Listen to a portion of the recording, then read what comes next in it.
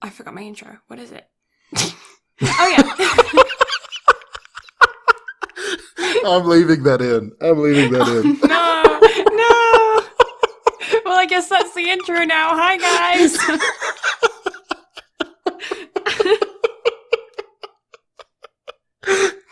I'd say it just went from my head. It was there and then it wasn't. You'd think I'd remember it considering I do it literally every day on stream, but Every single day. Every single day. At this point, I think I could quote it verbatim at this point. Right? Oh, God, my brain just froze. Brain. Right? But hey guys, I hope you're doing well to everyone that's listening at home. My name is Blue, this is BnB Anime, and I am here with my wonderful host who you've already co-host. He's not my host, he is the co-host. I don't know. I'm the host of this event. He is the host. I just sit in the background. Yeah, Blue's the resident witch. She just likes to come out and curse every now and then. It's great. It's a fun time. Yeah. Getting my spellbook on. But anyway, that's Brad. Yeah, hi, I'm Brad. I'm so happy right now. I am well. I am tired. I am ready for this week to be over because moving sucks. Oh, yeah. Moving is a time. It's a time. It is definitely a time. How are you? I'm okay. I've been busy, keeping myself busy. I just elbowed my desk. Everything's going wrong. Baka. Everything is Baka. Right? Yeah. I've been okay, keeping busy, making masks, all that kind of stuff. This week, earlier today, we had a bunch of cars drive around our crescent, and there was like so much honking and beeping and like cars going off, and we were just like, "What's going on?" And we go like look out the front window, and there's like a parade of people in their their sedan like vehicle, just like normal cars driving by, and they're all just like they've got signs in their windows being like, "We're in this together," and they're like driving by and they were waving out of their windows. So that was kind of fun. Social distancing in vehicles. Gotta love it. Right? Yeah. Social distancing parade in regular vehicles. Now, here's the question. How many people were in those vehicles, and were they actually practicing proper social distancing? Well, I did see a school bus, but only the driver was in the school bus. Oh, okay. I was going to say, if there were people on the bus, that's a good thought, guys, but keep it together. Good try. No, it seemed like it was mostly just families, people that were living together, you know. I got you. Mm-hmm. Yeah, I've really enjoyed being at work this week and just shouting out the door at people in the parking lot. Hi, 6 feet. Yeah, our local Walmart has just put in their only like 100 people in the store at one time restrictions. And they have like a queue out front now where there's like a couple of meters between each like line, and you're supposed to stand on the line and not go past. Ooh, that's interesting, because it's like now you're going to have people just wrapping around the building. Yeah, it makes the line huge, but obviously if they have the 100 people limit, then people are going to be waiting outside to become one of the 100 people, and then you're going to end up with a crowd outside rather than inside. So yeah, they're having to do that. Our Costco has been doing that for a while, but Walmart's just done that within the past couple of days. Leave it to Walmart. Right? Yeah. But at least they're finally part of the bandwagon. Look at you go, guys. I'm so proud. Good try, Walmart. They did that. They seem to be getting on it.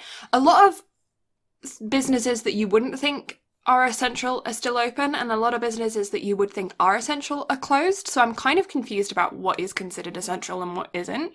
But, I don't know. Like my job, it's not essential. I'm not going to go on this rant. I ran enough with my coworkers. They're probably sick of it. In fact, we're all sick of it at this point.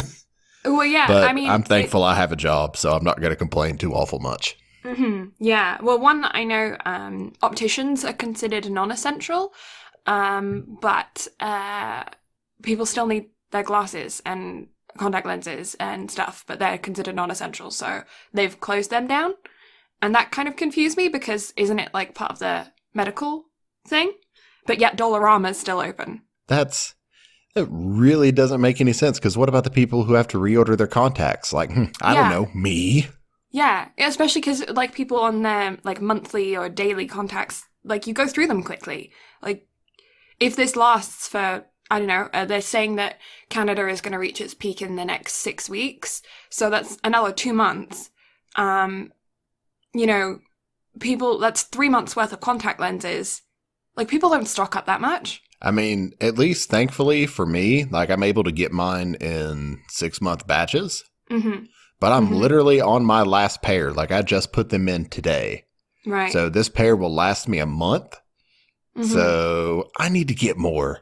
Yeah, you might want to look into that. If you have a pretty easy prescription, you should be able to order some online. But it's like for people that have really complicated prescriptions or need things that are, you know, they've just had eye surgery or something, you know, and they need something more specific. I at least have my like full prescription. Every time I reorder my 6-month set, I'll always keep a copy of it. So thankfully I have a copy of it. So once I officially get moved back, I'm just going to be like, hey, give me some contacts. Walmart, give them to me. Do you have backup glasses as well? Nope, I do not. Dude, get on the backup glasses. I'm going to this time, but I'm going to try to get some that have like the yellow tint to them so I can stare at screens longer and not get headaches. You can get some with the blue light filter without the yellow tint. Ew, I need this in my life. Yeah, but if you have the yellow tint to them, it makes them more of a... it'll make everything look funny when you take them off. Why is everything not yellow? Yeah, well, it makes I can't remember what color it makes everything. I assume what's the opposite of yellow on the color? It'll purple, right? So it'll make everything like purpley. Interesting. Because I have when I go snowboarding, I have 2 goggles. Well, technically 1 pair of goggles, but 2 lenses. And one of them is a yellow, like is a yellow goggle lens. Because it on cloudy days, it's really good to show the differences in snow because it's like a white sheet, right? So it's like, oh well, how can I see where there's a lump if I'm just staring at white?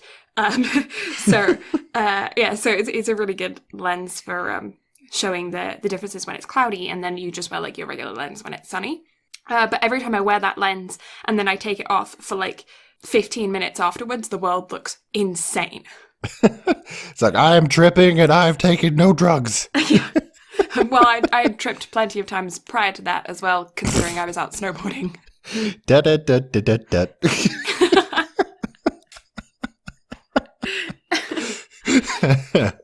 And we've started with the puns already. Oh yeah. I love it. I love it so much. Well, do you have any fun news today to talk about? Not so much fun. It's a whole lot of cancellations. Let's see here. Yeah, there's a whole lot of cancellations with just 2 things that are My Hero related that aren't. Oh, well, I kind of expected that, to be honest, with everything that's going on, but yeah, that's fun. Yeah, so one piece of news that is not anime related, but is very important to me. The design for the PlayStation 5 controller has been revealed. Oh, and yeah. it looks sick. Ooh, so excited. Oh, I'm very excited. Like, this is the first actual piece of it that we've seen. And I'm just like, ooh, I need this in my life. Do you know when it's going to be released? It was supposed to be released this holiday season, but that's probably going to be pushed back, I'm assuming, since everything is being delayed right now. So probably next Christmas. I would assume probably Q2 next year. Because I don't think they would delay it a whole year if all this clears up in like 3 or 4 months. Maybe, but the economy won't clear up that quickly. So people are going to be holding onto their wallets closer because of everything that happened. So even if like they're okay financially, they're going to be more tight with their money. I feel like everyone's going to be having a small Christmas this year. I can agree with that wholeheartedly, which, I mean, with me being an adult now, I'm just like, small Christmas anyway. I don't get a lot of stuff, but I'm very thankful for socks now. Like, I will not bitch about socks in the slightest anymore. Socks are the best Christmas present, especially fluffy reading socks. They're the best. I don't own any fluffy reading socks, but I own a lot of dress socks. Oh, dress socks are fun. I like dress socks. Although, when I dress up, I tend to wear tights, so socks don't really help. But there's a store here in Canada called Chapters. I don't think you have it in the States. It's Indigo Books. I don't know if you have that brand. I don't know. But yeah, it's an Indigo bookstore. And yeah, it's called Chapters. And they have a homeware, comfy to go with your reading sections. They have like lots of mugs and candles and comfy things, pillows, things like that to like beef out your reading space. What sort of backwoods nonsense shit is this to where we here in the United States of America cannot have this awesome sort of bookstore to get all this cool stuff? You need to get it. You need to get This chapters. is nonsense. This It's just so makes good. me upset. I want It's it. Like I need this in my life. It's amazing. It's so good. And they have Starbucks in the stores. So you can like go buy a new book, grab a drink from Starbucks and go sit down in the Starbucks cafeteria area and read your new book with your coffee all in the same shop. It's so convenient. It's so good. I freaking love it. I spend hours there, especially because they have a pretty decent manga selection. So, and they get things out quickly too. You remember the other podcast I was talking about, that library manga that I just started reading. Mm-hmm. And I was saying how the new one had just gotten released. On the release date, it actually had it in my chapters locally that same day of release, which I was stunned about because I live in the middle of nowhere.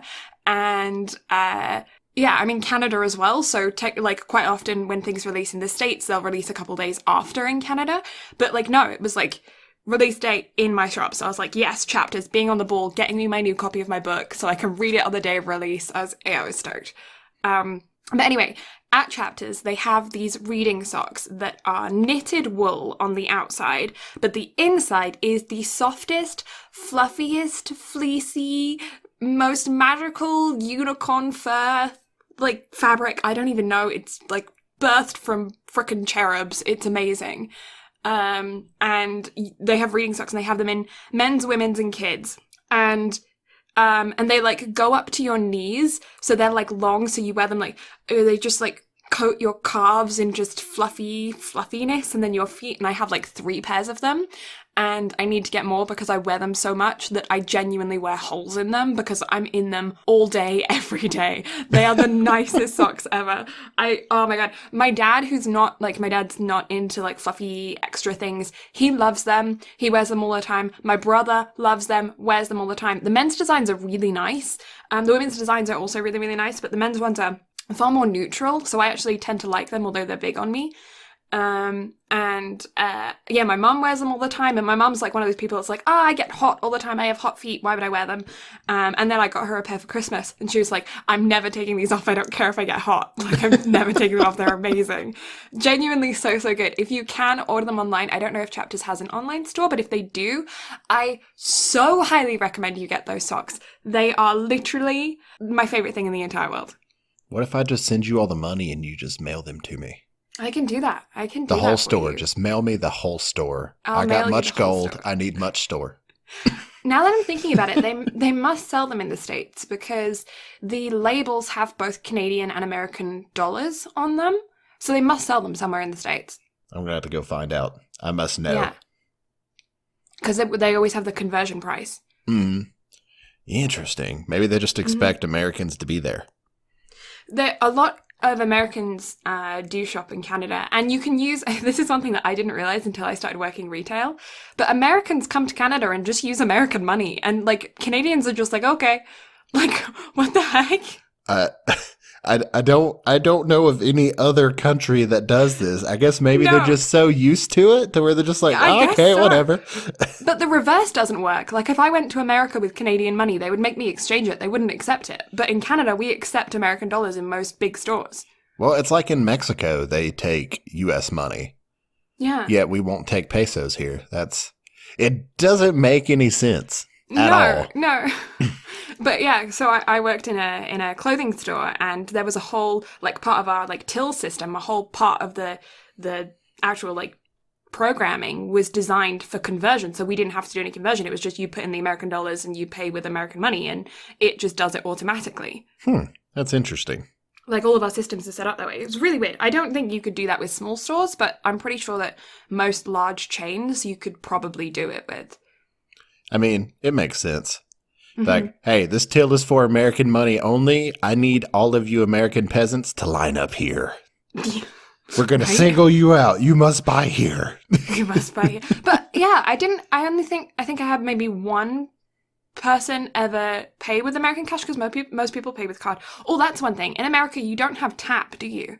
Like when you take your like debit card or whatever, and you can just like tap it on the machine, and it beeps and takes your money, and then you don't have to like type in your PIN. We have this. Do you? And we can even do it with our phones now too. We just put our phone up to the thingy. Yeah, we do it with our phones. But like in Walmart here in Canada, they don't accept tap because it's an American company. So I always just assumed that they didn't do tap because Americans didn't have tap, because there was like a controversy of privacy laws and stuff when it first came out in America. Mm-hmm. But yeah, Canada's had that for many years. Interesting. Yeah. Mm-hmm. Like, I guess, I don't know. That's odd. When do you think that you got tap or started using tap? Probably within the past year, if I had to think about it. Right. Okay. Yeah. In Canada, it's probably been a thing for 5 years, maybe a little longer. Get it together, America. Come on. That's okay. That just reminded me. This is completely off topic, but that just reminded me of when America legalized gay marriage, and everyone was going, and there was like all of the people who were against it were saying, "We'll just move to Canada," not realizing that Canada had legalized gay marriage, I think 15 years before America had. And they were just like, we're going to move to Canada because we hate this in America. And I'm just like, oh, okay, that's not going to work out for you, you know? What humors me so much is anytime somebody in America gets pissed off, we're moving to Canada. And typically Canada allows most of what they're pissed off about. It's just like, why? Yeah, free healthcare, like, you're pissed about understand. That? Well, yeah.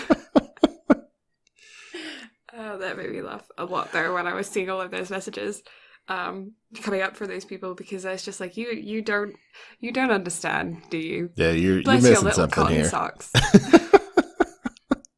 I like that saying. I need to hold on to that one, because bless your heart sounds great, but bless your little cotton socks. I like that one more. Yeah, it's often shorted to bless your cottons as well. But yeah, bless your little cotton socks and then bless your cottons. Huh, interesting. I've learned something today. Yeah, English sayings. I like them. I must adopt them. Mm-hmm. But what other news? Because we completely went off on a bunny trail there. We did. The bunny trail has been hopped down. However, so My Teen Romantic Comedy Snafu's 3rd season has been delayed. The Demon Slayer manga has been delayed. The Violet Evergarden film has been delayed. And E3 will not be holding, it won't even be holding an online show this year. Right, interesting. Okay. So that's all of the big delays that I saw. But outside of that and other news, so the My Hero's 5th season has been confirmed. Okay. So that's going to be huge. I'm looking forward to it. I'm still not caught up. Neither am I. We got to get on the ball, because My Hero is great. I know. It is really, really good. Have you seen any of season 4? Maybe an episode. Blue, come on. I know. Season 4 is so good. Upwards through the first half, before the school festival arc, it's amazing. It is so good. I can say, I just cannot speak highly enough about it. It's awesome. Yeah, I know. I need to get on it. One anime at a time, though. Listen, we just need to cover the 4th season just to make us sit down and actually have to watch it. Yeah, I know. And then outside of that, so there was a My Hero stage show that got canceled in Japan. However, they're rebooting it a different way. Right. So I'm intrigued by this. I don't know what caused the first one to get shit canned, and I don't know why they're bringing it back. However, My Hero is huge, so who's to say what's actually going on here? But yeah, that's all the news. That's literally it. Just cancel everything. That's it. Just delay. Just I'm heartbroken. They delayed The Last of Us. It hurts. I know. I'm so heartbroken.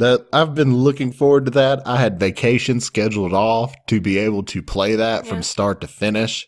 I was going to stream it in a Sailor Girl outfit. Now everyone is going to be deprived of that. Right? Well, kind of deprived. It's postponed, and then we'll get it. Eventually, at some point down the line. You're never going to get it. It gives you more time. You don't get what you want. We're going to get it, because I'm going to perfect your Sailor Girl cosplay, and it's going to be marvelous. I'm going to be so cute. So kawaii. But yeah, outside of that, what all anime have you been watching? I haven't really been watching much anime, but I have been getting back into reading manga, although all of the names of everything that I've been reading have just left my brain, which is so fantastic. See, this is what Um, happens whenever I ad lib. It just throws you for a loop. right? Yeah. But yeah, I haven't actually been watching much anime other than what we've been planning to review. Um, but yeah, I have been trying to read more manga. I want to. I've been very much inspired by the backdrops of certain YouTubers whose entire walls are just manga, just books and books and books of manga. And I'm like, I need to step up my collection, you know? I just, I need to start stepping up my Step collection. your game up, girl. Let's go. I know, right? So I've been going on to some platforms online to read like the first couple like chapters of different manga to try and figure out if there's anything there that's like really piqued my interest. And if there's anything that I'm like, oh, I just want to read the whole thing, then I've been noting it down. And then when all of this blows over, after we've all gone to the Winchester, then I'm going to go 2 chapters and see if I can grab some of them and give them a good read and yeah, maybe start continuing my collection with it. And I would like to eventually have my own wall of manga one day. So listen, I'll trade you. Okay, you send me socks, and I can send you all the manga you'll ever need because we have a used bookstore in Chattanooga, so right up the road from Cleveland, where I'm moving back to. And Ooh. They have literally every volume of Inuyasha I think that's ever been released. Like it's Dude. like 2 full rows of nothing but yellow, and I'm like, first of all, who donated all of these? But second of all, good on you. Because Right? that's a hell of a collection. But also to whoever has every copy of Food Wars, I think it's up to like 28, 29 volumes now. Good on you as well. Right? Because that manga is, Yeah. oof. Dragon Ball. You just have every single one of those. Oh my god. I used to collect the Dragon Ball manga, but the reason being is because the spines had like an overarching image that would like go throughout the entire show, and I love that. Like that is awesome. But I don't know. I'm just a sucker for that kind of thing. I can't help it. Yeah. Yeah, no, me too. Like once I start some like a set or something, I have to complete it. Like I bought the first volume of Your Lie in April, and then I immediately ordered the rest. Like it just couldn't wait. Yeah. Yeah, I feel you on that. Which is why I'm so like annoyed about my the Mages of the Library series, because I'm like, I have to wait so long for the next volume to come out, and I know that they're releasing chapters online. But I'm like, I'm refusing to read it until I have the physical copy in my hands, and then I'm gonna read the entire volume, and I'm gonna read it in like an hour, and I know I am, and I'm gonna be so sad when it's over because I'm gonna have to wait another 6 months for another one to release. But like, oh, I'm just like, write faster. I know that you want to make it good, and therefore you want to take your time on it, and you have a life to live, and like people to like interact with, like family members and food to eat and stuff like that. But put all of those aside, finish this so I can read it because I'm selfish and I want to know what happens next. All right, look, how do you think I feel? Because I've been reading the SAO Progressive novel, and SAO Progressive just wipes the absolute floor with SAO. Because it gives like an in-depth analysis of each individual level instead of floor 1, floor 25, 49, 50, 75. Oof. So you actually get all of them, and it's great. That sounds amazing, but also like, do you have time to breathe?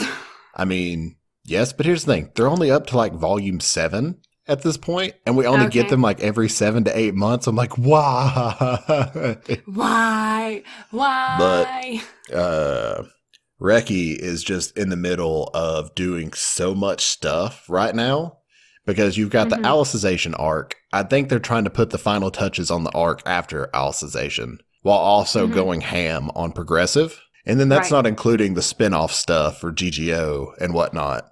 That's like, y'all are some busy people. Y'all need to calm down. Focus on one thing. Make it progressive. But also, I'm going to need Alicization too, because you can't leave me on that kind of cliffhanger, okay? I'm not okay. You don't leave me on that. No. Ugh. You're not allowed. You're not allowed. I need the rest of season 3. I need it in my bones. 2 more weeks. I need it. Just give it to me, please. But now my brain has died.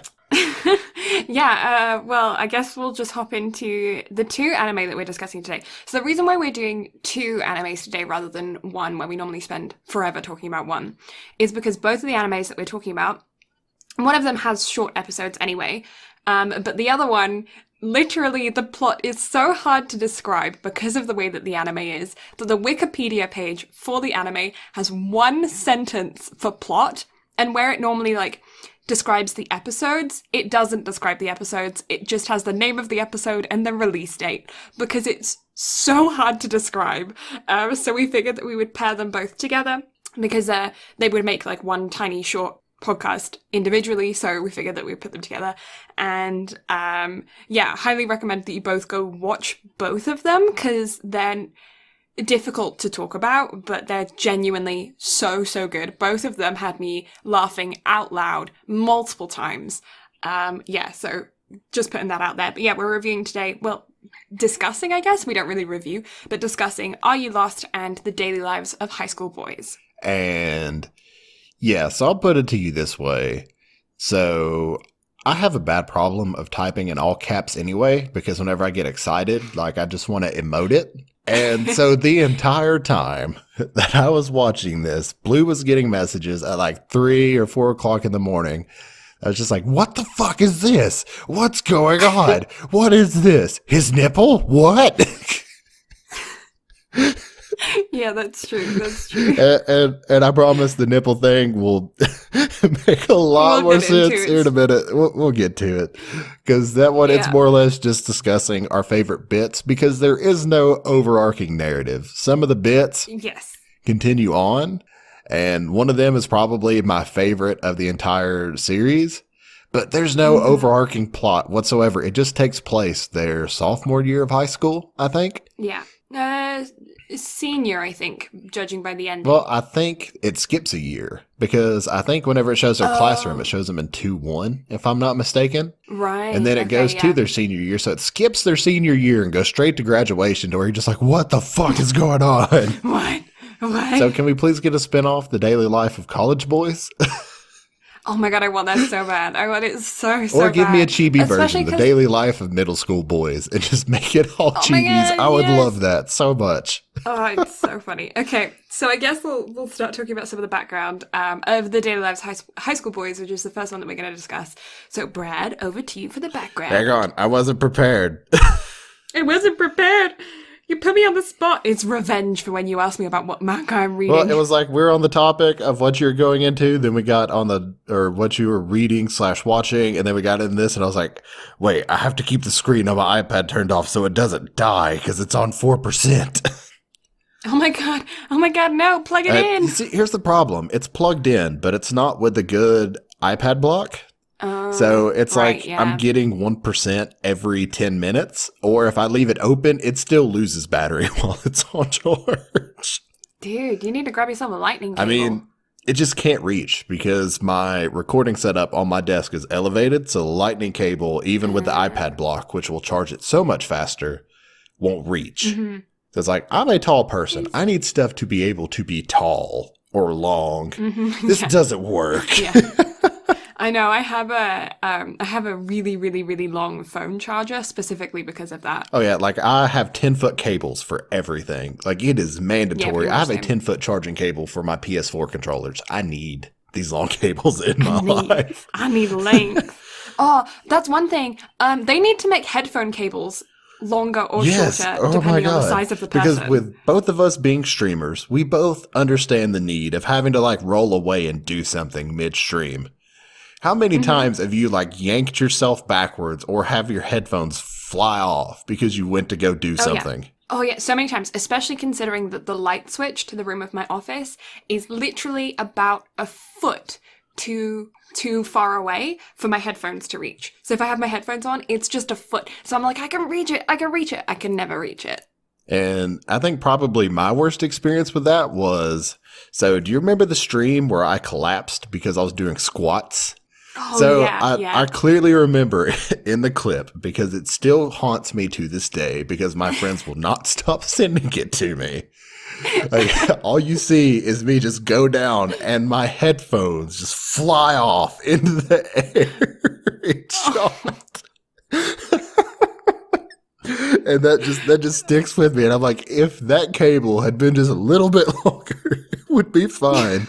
But that It's honestly like when you describe it like that, I picture it animated and as like an actual animated gif of like somebody like collapsing backwards and their headphones just like pinging up into the air and like levitating for a couple of seconds before they fly off, you know? Like it actually comes up in my brain like it's animated. And so thanks to a mutual friend of ours, like I've been like hardcore getting into like YouTube animators. And so like I've been kind of wanting to do that myself because I designed a good chunk of our logo for this. I've designed Blue's emotes, my own emotes, all of that stuff. Yeah, pretty much all of the art that you see, unless it's lettering, which is done by a good friend of ours, who's the Darling Wordsmith on Twitch. We have, Brad's done like all of the art for it. It's awesome. And so I've considered doing like little animated bits like that, and I think that would be great to do. You so like should. I would love. I would enjoy that. Oh, you could do like a little. You could do a little like 5-second film web series style, but it's just like 5-second little clips like that of just like stupid things that us and our friends get up to. And it's just like, you know when James is getting like sassy in the Discord or whatever, and or like our giant pun battle last night. That was great. Oh my god, yeah, and you just animate it. Just like honestly, you could animate the pun battle on Discord because we were all just messaging each other in Discord. You could just animate it as all of us being like aggressively typing behind our keyboards, and then the new pun pops up, and it's just like flicks to the next person aggressively typing. Just next all pun. you hear is. That's it. That's all you hear. Yeah, and then a little like boop boop when the message pops up. I would love that so much. I need to actually do this now. Oh, that would be so funny. I'd be stoked to see that. I can't even remember what got us off topic, but anyway, okay. So, background on the daily lives of high school boys. It was a collab between Square Enix and Sunrise. And to those of you who aren't familiar with Square Enix, I shouldn't have to explain it at this point. Square Enix is massive. All of the games that they've been behind, but it kind of threw me off the fact that they were behind the manga for this one. Because they were the one who published the manga, to which I was like, wait, Nani? So I was big surprised and caught off guard with that one. And Sunrise is just timeless. Like, they've done Gundam and they've done Cowboy Bebop, which for me was my childhood. I'm just like, hell yes. But then outside of that, it was directed by Shinji Takamatsu, who also directed Mobile Suit Gundam and Gintama, which I don't know if you've seen Gintama. Gintama is great. I haven't seen it, but I need like to. It's a giant running comedy show. It's very similar to what we're watching now, so it makes sense. But it's great. Like, it's very self-aware. It makes fun of just about every anime. Like, they make Dragon Ball Z jokes, Pokemon jokes, pop culture jokes. And it's been running for ages. Like, I think there's 800 or 900 episodes or some shit like that. It's a lot. Oh, jeez. But there's no, like, running season length. Like, season 1 is like 100 episodes. Season 2 is like 300 episodes. Season 3, I think, was like 400 episodes. Then season 4 is like 20 or 30 episodes that they dubbed some of them to where it was like, what is going on here? What? So yeah, I was a bit confused whenever I started watching the show, but it's so good. And if there's anything out of that show that I think should be watched, they did a great bit on filler episodes in anime.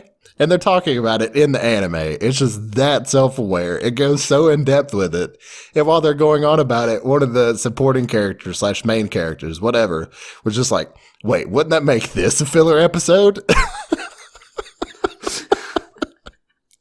It's funny. So good. I'll have to send you the link on that one. But yeah, it's great. It's so good. But And so, like I said, it's based off of manga that Square Enix published. The manga ran from May of 2009. I don't know where I'm getting the 20 from. 2009 to September of 2012. There it is. There's the 20. I got it. For a total of 7 volumes. And that's all the background I got on the daily lives of high school boys. Yeah. So it was directed by Shinji Takamatsu. And yeah, written by the same guy. The anime version was. Music was done by Audio Highs, Studio Sunrise, you mentioned that. And the original run of the show was from January 9th, 2012 to March 26th, 2012.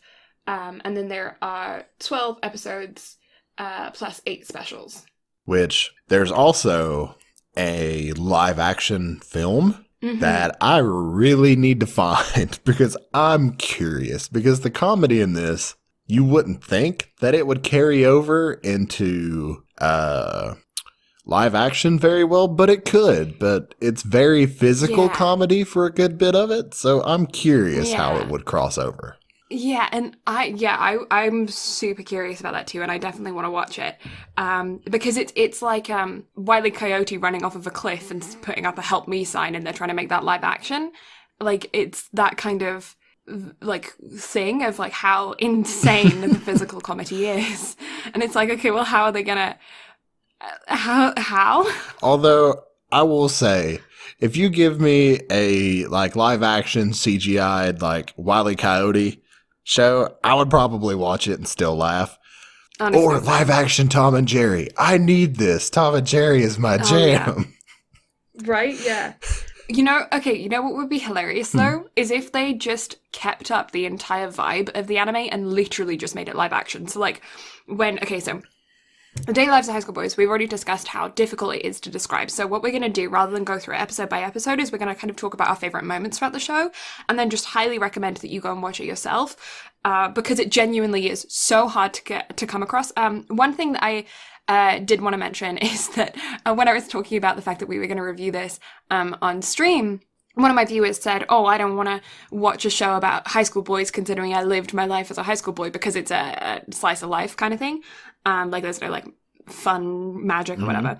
And I'm just like, oh, you're missing out so much. You need to watch it because it's insane. It's not like that. It's not just like, oh, boys going to school, doing their homework, coming home, sitting on the couch playing video games. Like, it's so much more than that.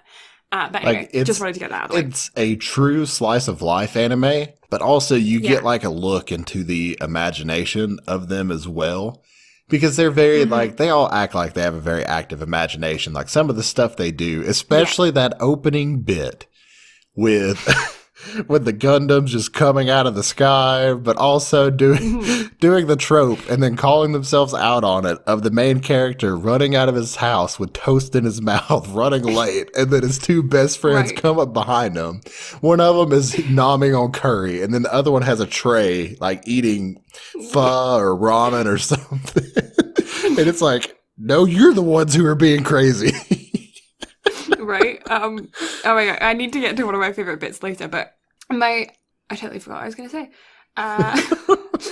It's gone, where did it go? What was I talking about? This is such a well put together episode. It's so good. I know, the structure of this episode is insane. That's great, I love it. Oh god, this is so annoying. What was I going to say? It's gone. Okay, anyway, so one of my favorite bits about the show...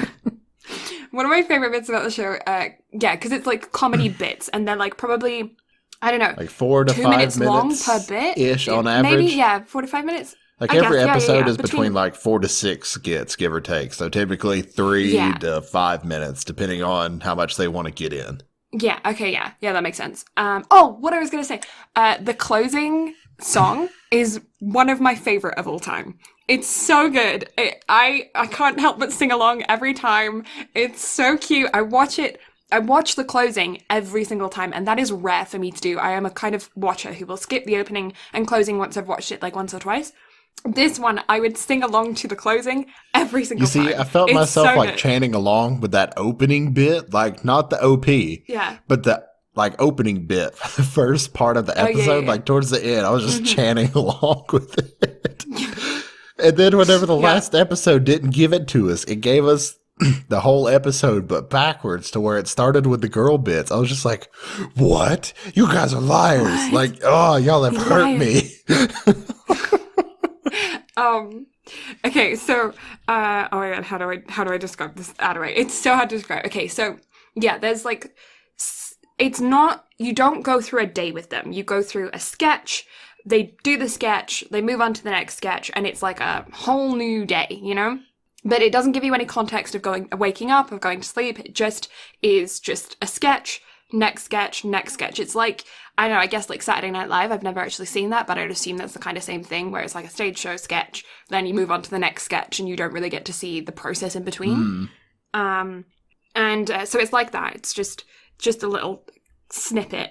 And then some of those sketches are reoccurring. So you'll see the one bit in one episode and then the following episode in the same order, except for the last episode. You will then get the next section of that sketch. But it doesn't necessarily mean that it's like that same sketch continued. It's like a totally different day, but they're in the exact same scenario. And it's really, really funny. It's so well done. But one of my favorite sketches, or one of the ones that just makes me laugh and makes me want to go out and play with my friends and like have a good time, is one where they're walking down like a regular street, and they find a stick on the ground. Yes, this one. This is what I was talking about with like the overactive imagination. Oh, that was one of my favorite bits. It's so good. It's so good. It's so good. So they pick up the stick, and the one guy, so one of the main character like picks up the stick, and one guy is just like, -2 health. And it's just like, what? Why am I -2 health? What did I do? I just picked up a stick. And he's like, -2 health. -2 health, -2 health. And it's just like, what am I doing? What am I doing? And then it's like a boss appears out of nowhere, which is just another one of his friends with a shadow over him. Oh, I remembered what I was going to say earlier. Okay, remind me to go back to it, because that just reminded me. I mean, it's just one of his other friends with a shadow over him. And he's like, I am the boss, come to defeat me. And he's like, oh, I have to defeat the boss now. I'm going to defeat the boss. And it's just like, -2 health, -2 health. And then like they flip animation into like, rather than them just being high school boys with a stick in their hand, they then turn it into like, he is actually a villain and they're wearing armor and stuff. And he's holding the sword backwards. So he's like holding the blade of the sword rather than the hilt. Yeah, like you just and see that's blood. why he's getting -2 health. It's so funny. It's so good. It's so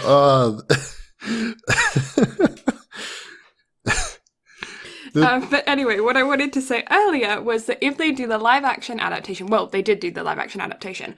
What I would want to see is those same bits where like it is just, oh, a regular character, all of a sudden masked in shadows is a villain. I want them to do that, but live action, just have that immediate, like, cut. So it's like, looks at a character, they're totally normal, cuts away to somebody else talking, cuts back to them, they're cast in shadows with devil horns. Like, that's what I want to see about live action. I would die for that. Like, I need this in my life. Like, right now, I need it yesterday. Just give it to me, please. Oh, God, it would be so funny. Because that's the reason why I feel like live action, like, doesn't necessarily work, because you can't do stuff like that. Anime is just so emotive to where you try to do something like that. Try. But yes, like, I would kill for that. That would be so good. Funny. You know what? If it's not that, can we do that, please? Yeah, we'll do a fan series of like, it. Please, I need this in my life. Oh god, it would be so funny. Like, I just want to see a real person with like all my like black on their face, like the way that it just like shadows so much. Like, I need this. Especially that the one girl, I can't remember her name, but the one girl who was the warrior back in like her childhood or whatever, the bully. I can't remember her name. Let me just see if I can find it. I mean, I think it lists every character on the wiki. Is it Habara? I can't remember. Yeah. It's Habara. She's freaking funny. Okay, so Habara is amazing. She's a character that is this sweet little... She's the most ordinary one out of all of them in the sense of, like, appearance, other than probably your main character. But yeah, she's totally normal. She's, okay, so it follows the lives of high school boys, and I think there's mainly 4 of them, but like 5, like there's 3 main ones, but even like all the supporting cast still have their own moments to shine, to the point to where like all of the boys at this high school could technically be main characters, because the main character, honestly, There's like two It shows up less episodes. than them. There's 2 episodes in a row to where he doesn't show up at all, but he has like a Right, moment yeah. of where it's like, I wonder if I'll be featured in the next episode. I know, and then like it's so self-aware that then the other character goes, well, you know, you have to be interesting for them to put you in the show. The editors probably cut you, and it's like a reality show, like they're being recorded like in for a reality show, and he just gets told that he got cut by the editors. It's so And funny. oh my goodness, the bits about the sponsors too. To where it's like this episode was half-ass sponsored, like half-ass done Right, by sponsors. yeah. To where it's like, don't say it was half-assed. Yeah, or the next one. This episode was sponsored by, and then it's just like 7 out of 10. Too It's normal. Like, why is that only a 7 out of 10? It's so funny. But yeah, so Habara is probably like the most normal of the high school girls, and it follows them kind of separately. They do kind of cross into the boys' world, but there is like a portion of the show where it's like high school boys, and then at the very end of the episode, there'll be like one sketch where it's the high school girls instead. Although they do cross at some points because they're like siblings to some of them, and you know they end up like interacting a little bit, but for the most part they stay in their own little world. But she is one of them, and she's like, you follow her story for a while, for a few episodes, and she just seems like, why is she even in this group? She's just so ordinary and they're insane. And then you find out that in elementary school, she was this massive bully who beat literally everyone up. And so this entire group of guys and girls all got together. So it was like 20 kids against her. And they had a war between her and them. And they ended up drawing. So she beat up 20 kids and ended up tied with them because they were all passed out unconscious on the ground, and so was she. So they drew with the monster. And it's insane because like she, at one point, one of the girls is like, oh, you should date her. And the guy who she says that to is just starts handing them money. And it's like, why are you giving me money? And it's like, because I don't want to date her. It's like, why don't you want to date her? And he's like, I still have nightmares about the past. And it just like flashes back to her being this crazy maniac from her elementary school. But he tries to just pay them off so he doesn't have to go out with her. There's that one, and then there's the bit where the main character's sister like walks up to one of the supporting guys and puts her arm around him, and she's just like, yeah, we're dating now.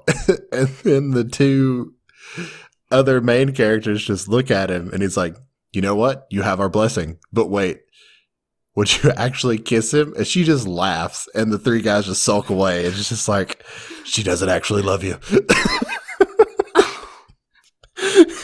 And then, like, so he starts going through his phone. He's like, I'm going to find somebody else to go out with her. And then they're just like, what about this one? Pervert. What about this one? Pervert. What about this one? Pervert. Don't you know anybody who's not a pervert? And then you just hear a shout from the background. You guys are being so rude. It's so funny. Or one of my favorite other sketches is the three main characters are sitting on a bench and they're watching these girls who are just talking and like doing normal things, and they start like people watching and like dubbing over what they're saying. Oh my gosh, yes. And then they get into this storyline where they start talking about the fact those three guys on the bench are watching us. I wonder what they're doing. They're so creepy. And they add in these lines themselves. They are talking about these lines. They are saying these lines themselves. And the other guy goes, yeah, there's says that the other girl is saying, yeah, these guys are so creepy. We should leave. I don't even want to be around them anymore. They're so sketchy. And then they both get sad because of their own lines that they made the girls say. That they came up with, that were bashing themselves, and then they start getting like really sad and depressed because they made up those lines of what the girls were saying. It's so funny. And then there's another one where the two other main characters are sitting like at a table in the main character's bedroom, and they're having like a fake talk show. You're just like, Yeah. hi, I am me. He's like, I'm myself. And we're like the talking FS show. And here with me, we have somebody else. And we're going to answer some questions. Like, I just can't describe it, but it's just, I It's so love it funny. so much. It's great. It's really, really good. And there are so many. Oh my God. Okay. We didn't even talk about the girl on the hill. Oh, you see, I was going to say, like, I think that's my favorite recurring bit they're at the show funny. is the riverbank at sunset with the wind blowing. It's so funny. It's so, so good. So essentially, I think that whole line of skits is called High School Boys and Literary Girl or something like that. Yeah, I think so. Yeah. And so essentially, it all starts with the blonde headed main character sitting. No, it's not the blonde headed one, it's the brunette with the glasses. So he's sitting on Yeah. the riverbank, like kick back, reading a book at sunset. And this girl in a sailor outfit just walks up behind him and just plops down. Like, it is a huge open riverbank, plops down right behind him, like directly to his 7 o'clock if you're looking at a clock. Mm-hmm. Yeah, it's Hidenori. Mm. And so he's just like, he's going through an entire inner monologue. And the thing about the show is that it doesn't pause the inner monologue. So everything that's happening is happening in real time. So the inner monologue makes it that much more cringy, but that hilarious, which, by the way, how did you watch this show? Honestly, I don't like, know. I don't want to sit here and call you out, but how could you watch this show? Honestly, I don't know. I guess it's because it's supposed to be cringy in a way that's hilarious rather than being cringy in a way that's actually embarrassing for the characters and they're feeling horrible embarrassment and stuff like that. But this is the way that they do it. Like it's so cringy, but it's not cringy in a point where you don't want to watch because you're literally your stomach hurts. Yeah, from like laughing. you just cannot stop laughing. My poor neighbors. But anyway, so he said they're going over this whole inner monologue in his head of like, I gotta say something cool. Like, I gotta say something cool. I gotta impress her because she obviously sat right next to me for a reason. And then it's just, the winds are blowing strongly today.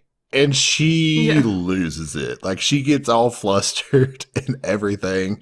Then he's like, shit, what am I supposed to do? And then I can't remember what he says next, but it's not, like, it's nowhere near as smooth. But she starts dying because it's not what she thought she was going to hear. But then she feeds him a line back. And then he's like, shit, I got to do something. And so he pulls out his phone and texts his buddies to come save him. And then the blonde-headed one comes up behind him, like standing at the top of the riverbank. So standing over both of them. And then he feeds it another line to where it just keeps going. Yeah. And then so the main character comes. Tadakuni. Who's like, I think he's the only one whose name I actually remembered. Tadakuni. Yeah, they don't really talk about names much. No, but he comes up and he's like, guys, they have fries half off at the convenience store. And the chick, the chick who's sitting there like walks up to him and beats the shit out of him. But while she's doing this, like the giant oversized page scripts of, I guess, how they write novels over there, where it has the boxes out to actually write the hiragana and kanji and all that stuff in, like just comes flying out of her bag. And so they get a hold of it and they're reading through it and they're like, wait, she's writing a light novel about this girl meeting a guy on a riverbank that has powers to like control the weather. He's like, she was looking at me as the main character. Oh my God.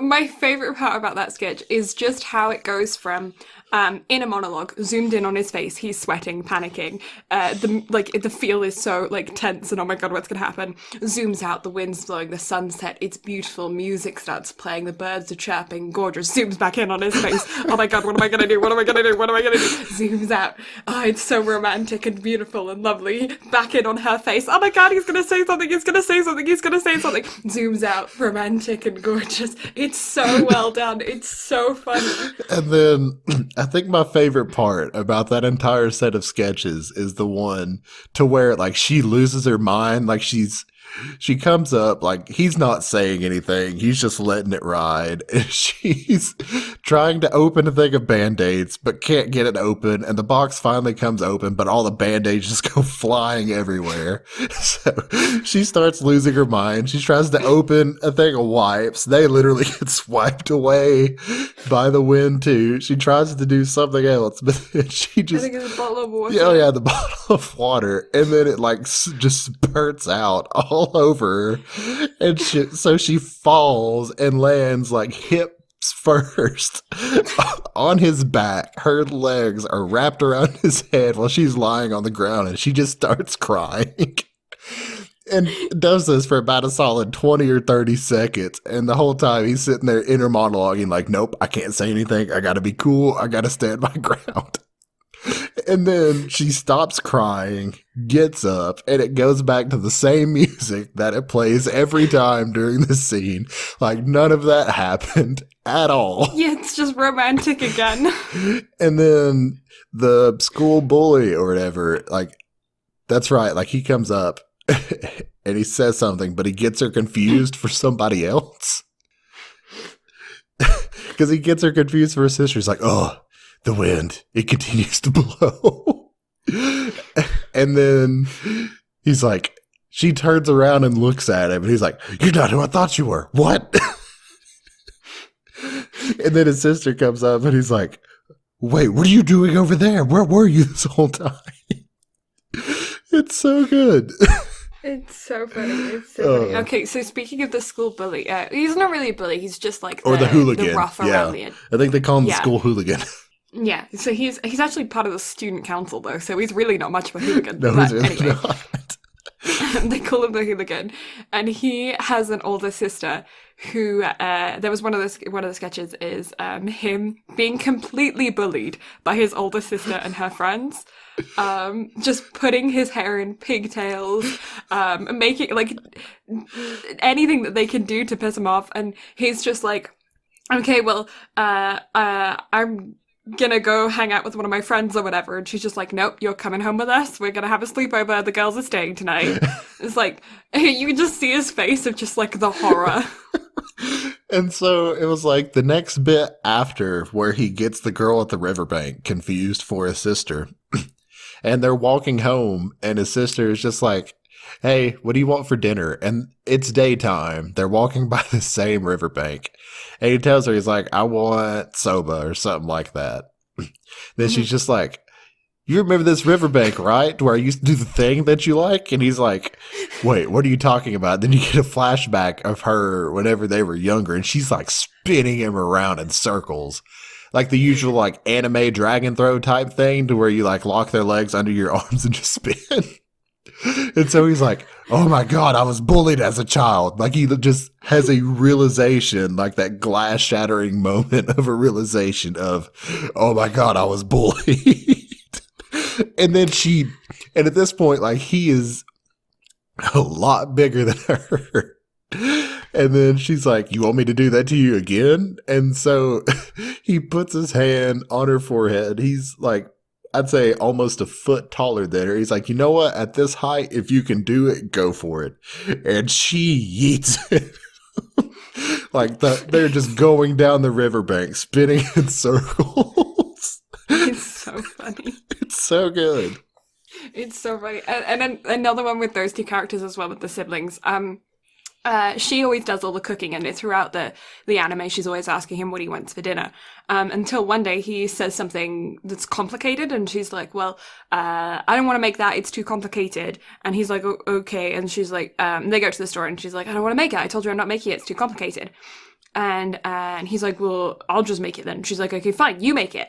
And so they go back home.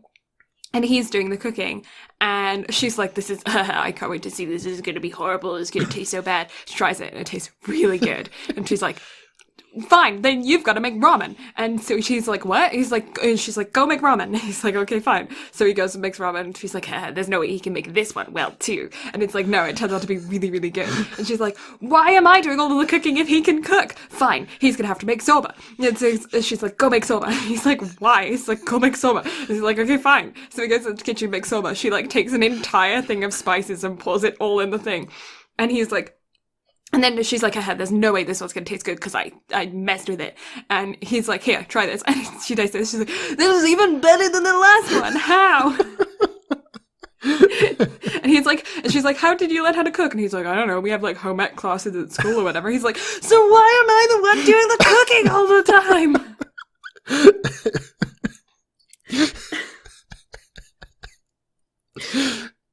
And then I'd say probably one of my other favorite skits. They have like a talent show bit. I think it's like Oh an God, episode yeah. 3 or 4. I can't remember. But so I can't remember what the blonde headed one does. But, and then, Tadakuni is like, He's the I'm going to make milk come out of my eyes. And so he pours a carton of milk on his face, like into his eye socket. He fails. And then yeah. The funniest part about that one is that he's about to pour the milk into his eye socket, and the other guys go, "Aren't you doing this wrong?" And he's like, "No," and just keeps going. and then it just completely splashes all over his face. When you said that the talent show one, I thought you were talking about when the two student council presidents got into a fight. Oh my goodness, yeah. So what happened with that one is that, okay, so in the girls' school and in the boys' school, the two student council presidents are always like fighting with each other. The boys' school student council president, he isn't actually really the president in anything other than like title, because he doesn't do anything. But he is like, to everyone else, the student council, he's like the coolest dude. Like, he's so cool. And he's always fighting with the student council president of the girls' school, who is insane. She's always accusing them of everything. She's got this she created this beef in her mind between the two schools. Like, there is no beef there, but she made it so that it's girls' schools against the boys' school. And they have this talent show, or like showing of, I don't know if it's a talent show or just a showing of school talent or whatever. Or just a talent show. I think it was just a school festival, is what it was, because they did a haunted festival. house. So I think it was just a festival. Yeah. Oh, So I it's think a they had to do like a festival. joint festival type thing, because their like headmasters were just like, "Hey, so listen, you guys have to like cooperate on this one." Yeah, I think they're like brother sister school or something. Yeah. Yeah, so in the middle of the show, they're in the auditorium. In the middle of the show, they start squabbling next to each other. It was like she was saying something like, "Ha, beat that," because like the girls' school band is up on the stage and they're playing, and she's like, "Haha, beat that. Our band is better than your band." And he's like, "Well, our haunted house got you," or whatever. And they start like having a little bit of a bickering rivalry. And she just like throws her chairs away. It's just like, "Fine, if you want to make this a battle, then we're gonna make this a battle." And they have an actual brawl between the two of them in the middle of the auditorium. People, like, the chairs all of a sudden move out the way. Everyone's standing around, they're cheering, they turn to the band that's on stage and get them to play rock music. Like, they are having a brawl. It turns into, like, Fight Club or something. And then they're fighting and fighting and fighting. And it's in the boys' school. They're hosting it in the boys' school. And in the end, and everyone's cheering for their own vice president.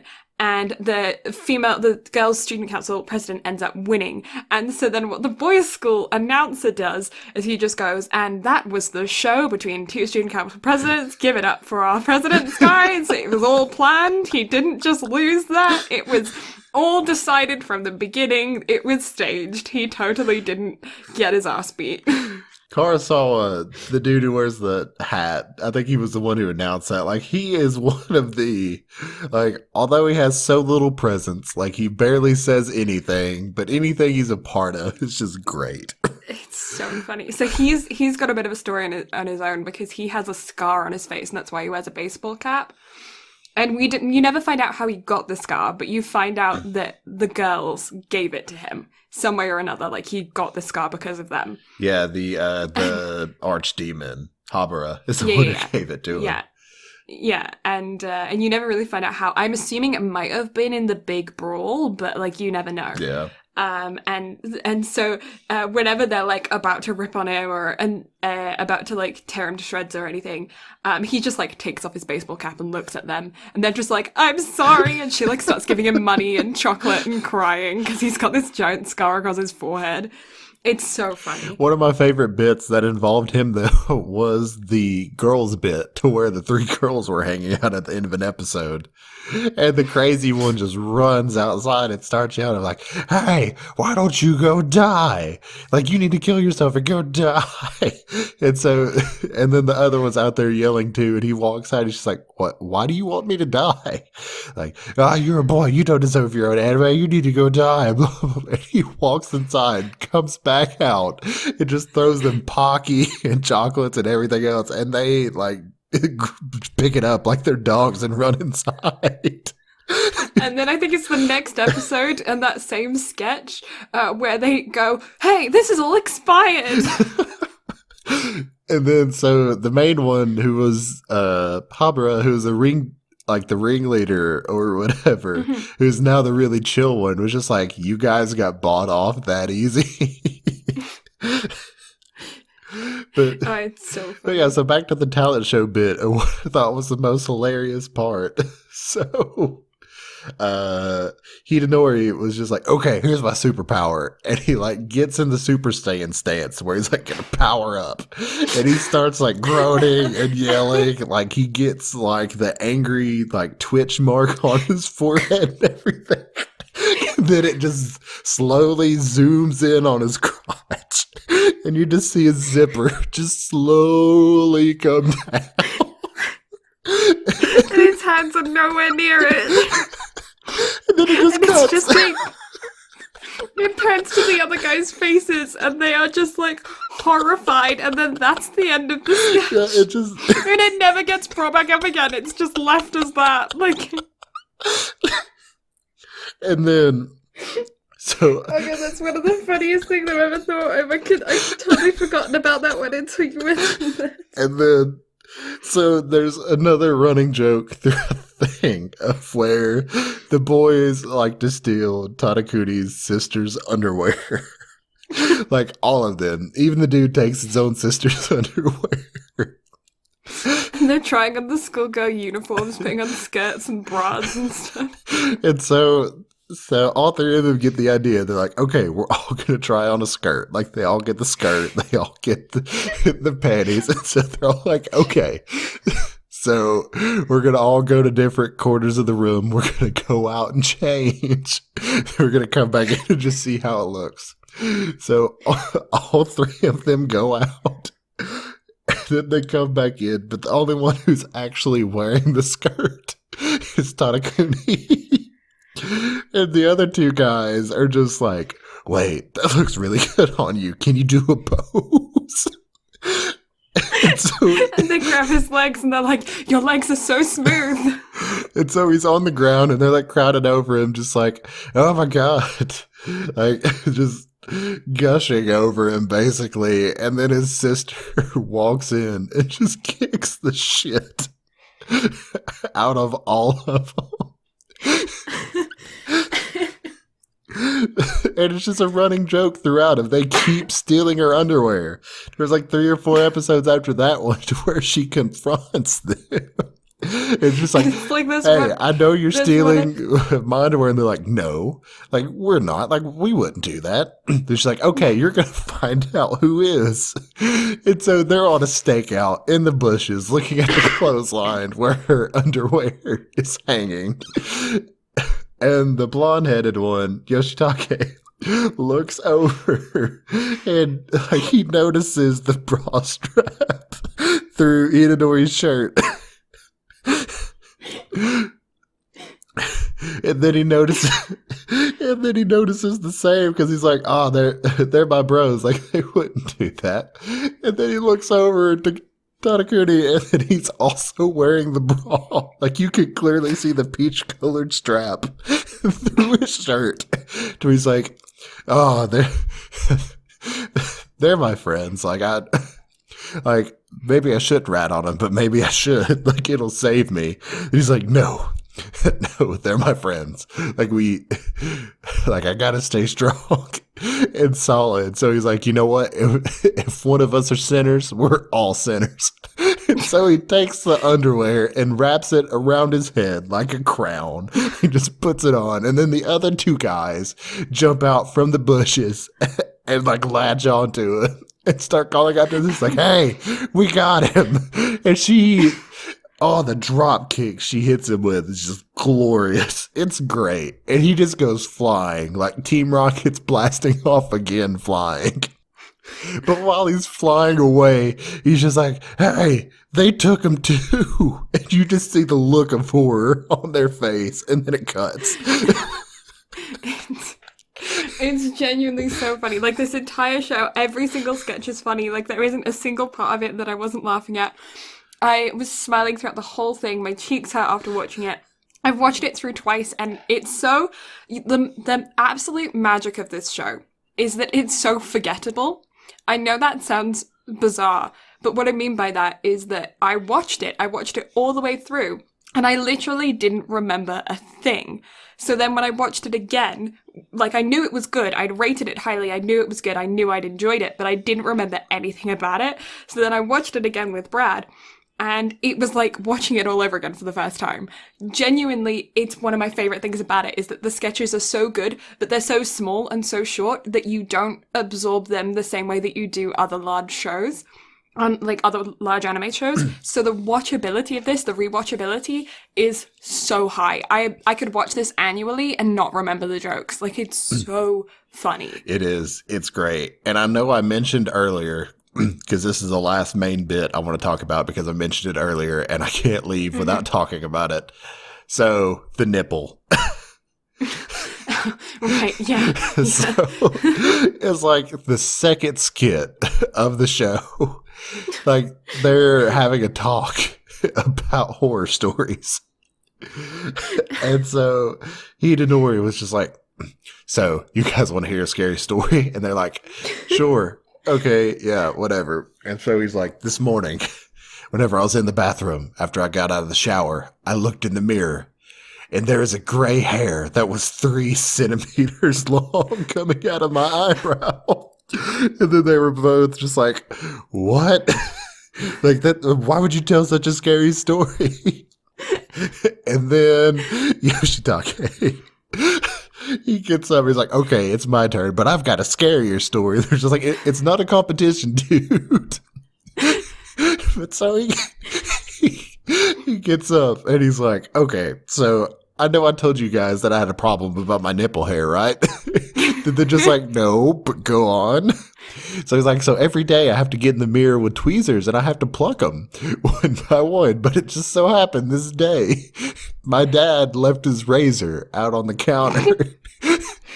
And so he's just like, I thought I'd try it. And it gives no indication during the little like flashback animated bit of what he had done. But then it cuts back to present day, and you just see a bandage kind of sticking out, and like his like top 2 button undone in his shirt. Then he's like, "Do you guys think a doctor could put a nipple back on?" Do you think nipples could grow back?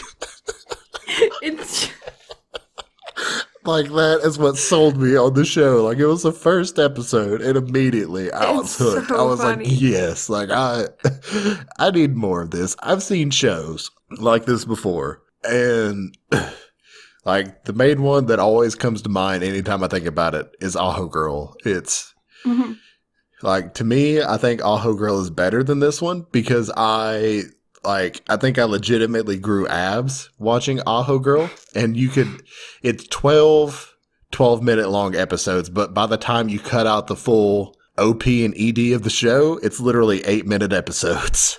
And so I binged it in like 3 hours. And I think my neighbors probably hated me because I was up at 3 a.m. just dying. Like the hardest I think I've probably ever laughed. And it's just one of those shows to where it's very similar to that. Like you can just do nothing but laugh the entire time. Oh, it's so good.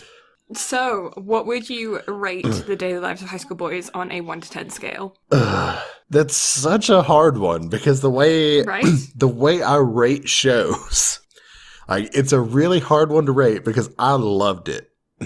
Like it was hilarious. But I can't rate it the same way I do stuff like ReZero and Your Lie in April. Because it's so different. Yeah, it's so different. Like, if I rate it on comedy alone, it gets a 9.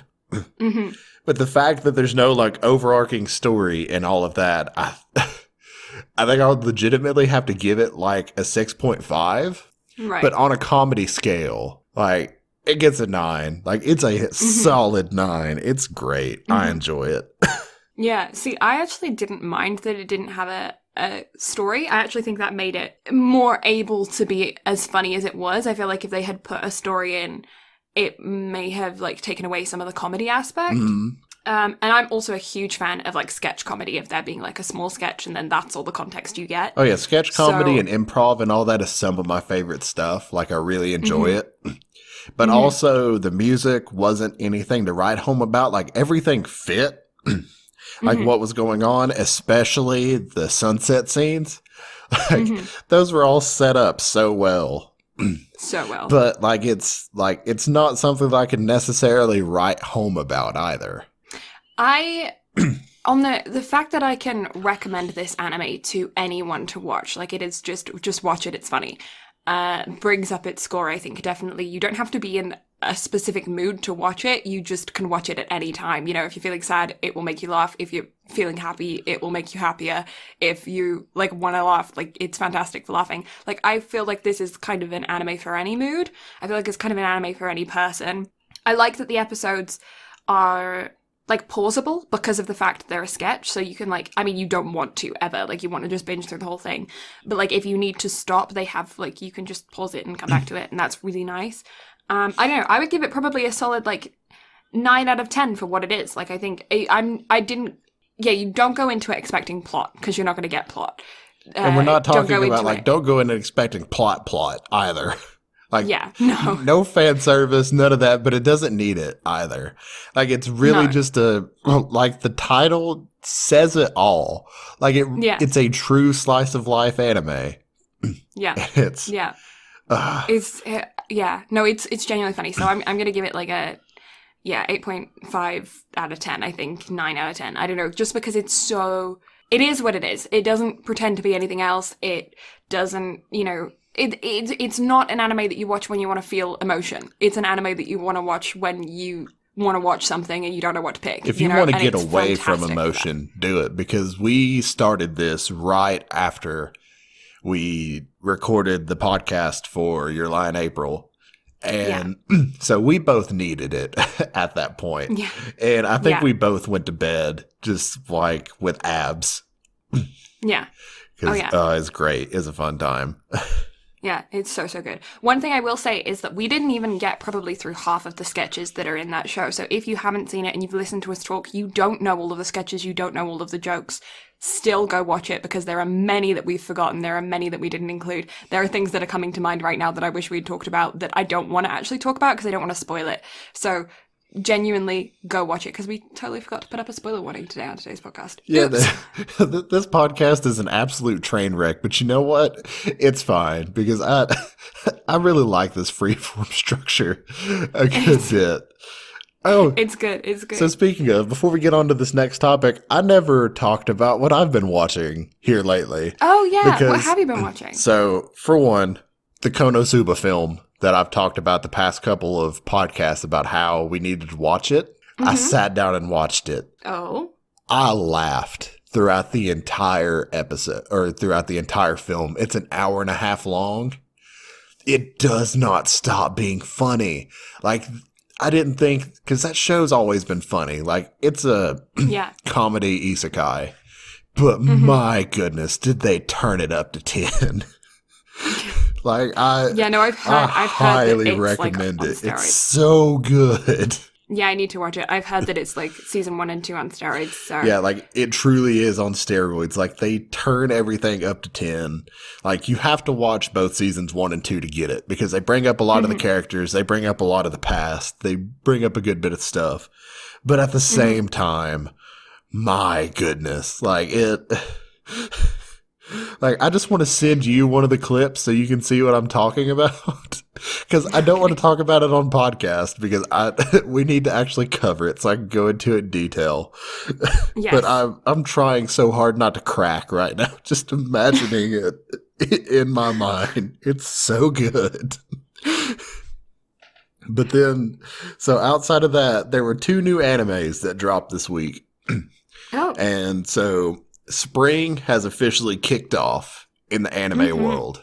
And with every new season comes new anime starting or series continuing.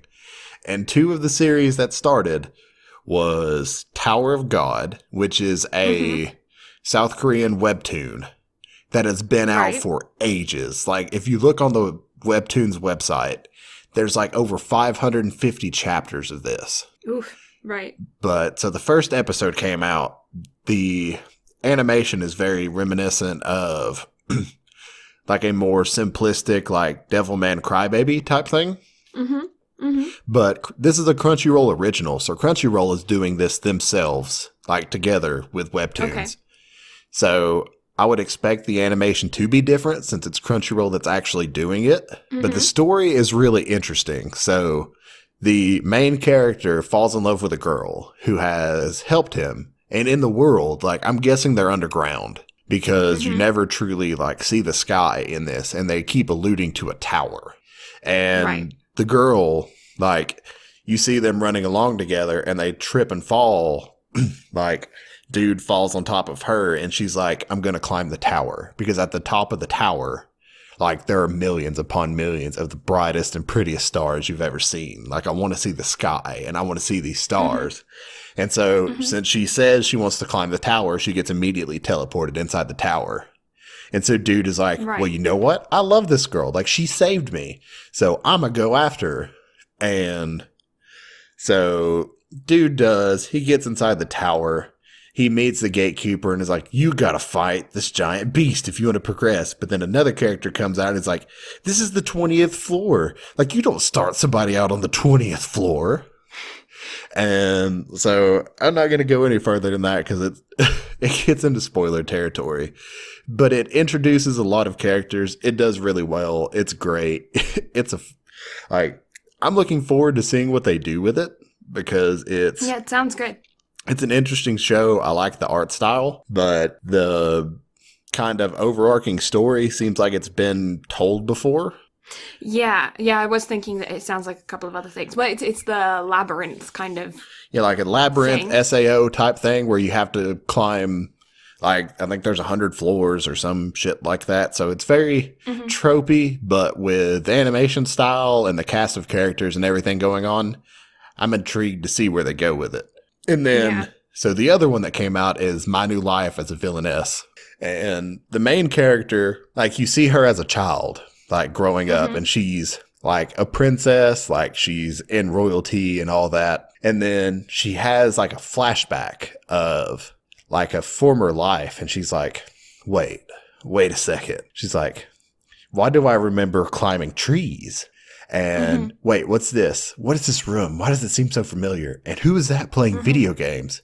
Wait, this video game, what's it called again? And it's like Fortress of Love or something like that. And then she's like, wait, the main villain in this game, what is her name? And for the life of me, I cannot think of her name. She's like, wait, that's my name. Wait, the main character, because Fortress of Love is a like visual novel love story. And so the main character that you play with in the game, like, she has like all these different choices or she has like 5 potential male partners. And no matter what happens, like, the good end for like her in this scenario is she gets exiled to an outside world and has to do like slave labor and all this other stuff. But that's if you get the good ending to the game. The bad ending or the 4 other choices for characters, she dies. Right. And so she's like, somehow I got isekai'd into this game. And so not only do I have to like somehow not get any of the bad endings, I don't want to get the good ending either. So she's like, I have to figure out all these different things to do. And it's a really cool concept on an isekai type thing to where I'm just like, I'm curious where it's going to go. I actually think that my brother has been reading the manga for that because that sounds really familiar. Yeah, I don't know. I'm looking forward to it because... Yeah, it sounds really familiar. I'll have to ask him about that later and give you guys an update on the next podcast as to whether or not that is the same one. Or if there's another manga series that has a very similar concept. But it sounds unique enough to where that it must be the same thing. I mean, I would think so, but yeah, I'm looking forward to seeing more. The art style on it is really good. It's a lot more modern than Tower of God, but also I kind of expect it to be because, again, Crunchyroll original versus this one. But I'm like, I think it's going to be great. Like, I think it's a very stacked season for anime. I think spring this year is going to kill it so far. Yeah. despite everything being postponed, I think that there's going to be a lot of good stuff coming out. For sure. So the next one that we're going to hop into is the second anime that we're going to be discussing today, which is Are You Lost? And yeah, I am on the wrong page of my notes. Love that. That's all right. I got you, fam. So, Are You Lost was developed by a studio called Isola. I think is how you pronounce that. It's a very new studio. There's only, it sounds Italian. There's only 3 shows that it has under its belt. There was one that came out in 2018, 2019, and this year. So its 3 works are Happy Sugar Life that came out in 2018, this one that came out in 2019, and then Smile Down the Runway came out in winter. So it started running in January and just ended last month in March. I've heard good things about it. I've seen clips on it on Crunchyroll, but I haven't watched any of it. Yeah, I haven't either. This is the only show that I've watched under this studio. Its Japanese name is Sounan Detsuka. And it was a manga beforehand, correct? Yeah, it was. I just looked at, and I have the Wikipedia page pulled up for both shows, and I looked and it's like live action film, and I'm like, wait, what? This doesn't have a live action film. It's because I'm on Data Lives High School Boys. I'm on the wrong one, guys. We are so professional. It's so professional. Oh, its genre is considered survival, I guess. Yeah, I would put it more comedy than survival, but yeah, it does actually have some good survival. You see, I kind of throw it in a slice of life because there's no, it's a survival slice of life, I guess. If you had to throw it into a subcategory, survival would be it. Yeah. But it's still a slice of life. There's no fantasy or supernatural elements. It's very grounded in all of its concepts and thoughts. Yeah, yeah. For the most part. But yeah, it was written by Kentaro Takamoto and illustrated by Riri Sagari. Sagara, I can speak, for the manga. Published by Kodansha. It's a seinen anime, weekly young magazine, and it's still going. It's from January 2017 to present, the manga. So manga, that makes me very interested in what the manga entails. Is it just them living on the island? I don't know. I'm assuming so, because during the last episode, you get a glimpse of what's going to happen next. Yeah. But although, once we get to it, I have a theory of where it's going to go, so we can talk about it then, but I kind of have an idea of what's going to happen. Or at least I hope it's what's going to happen, because I think it's going to be hilarious. I kind of have an idea as well, and I want to see if our ideas are the same or not. But anyway, then I'll get into it. And so with the director for the show, Nobuyoshi Nagayama, he has directed very little as well as far as actually directing goes. This and Smile Down the Runway were the first 2 shows that he's actually directed. Right. But the amount of shows that he's worked on is massive. The most notable ones that he's worked on was Anohana, Boruto, Kill la Kill, and ReZero. But his discography or whatever, because he's been key animators, he's been sound directors, he's been storyboard. This dude has a list of shows that he's worked on that's a mile long, and it's a very incredible thing to where it just the fact that he's just now directing is just wow, okay. But good on him, because if he does stuff like this, I'm excited to see where it goes, because this was a comedy, but still the art on it was great. The story on it was also excellent. It was a good show, but I mainly remember it for the comedy. Yeah.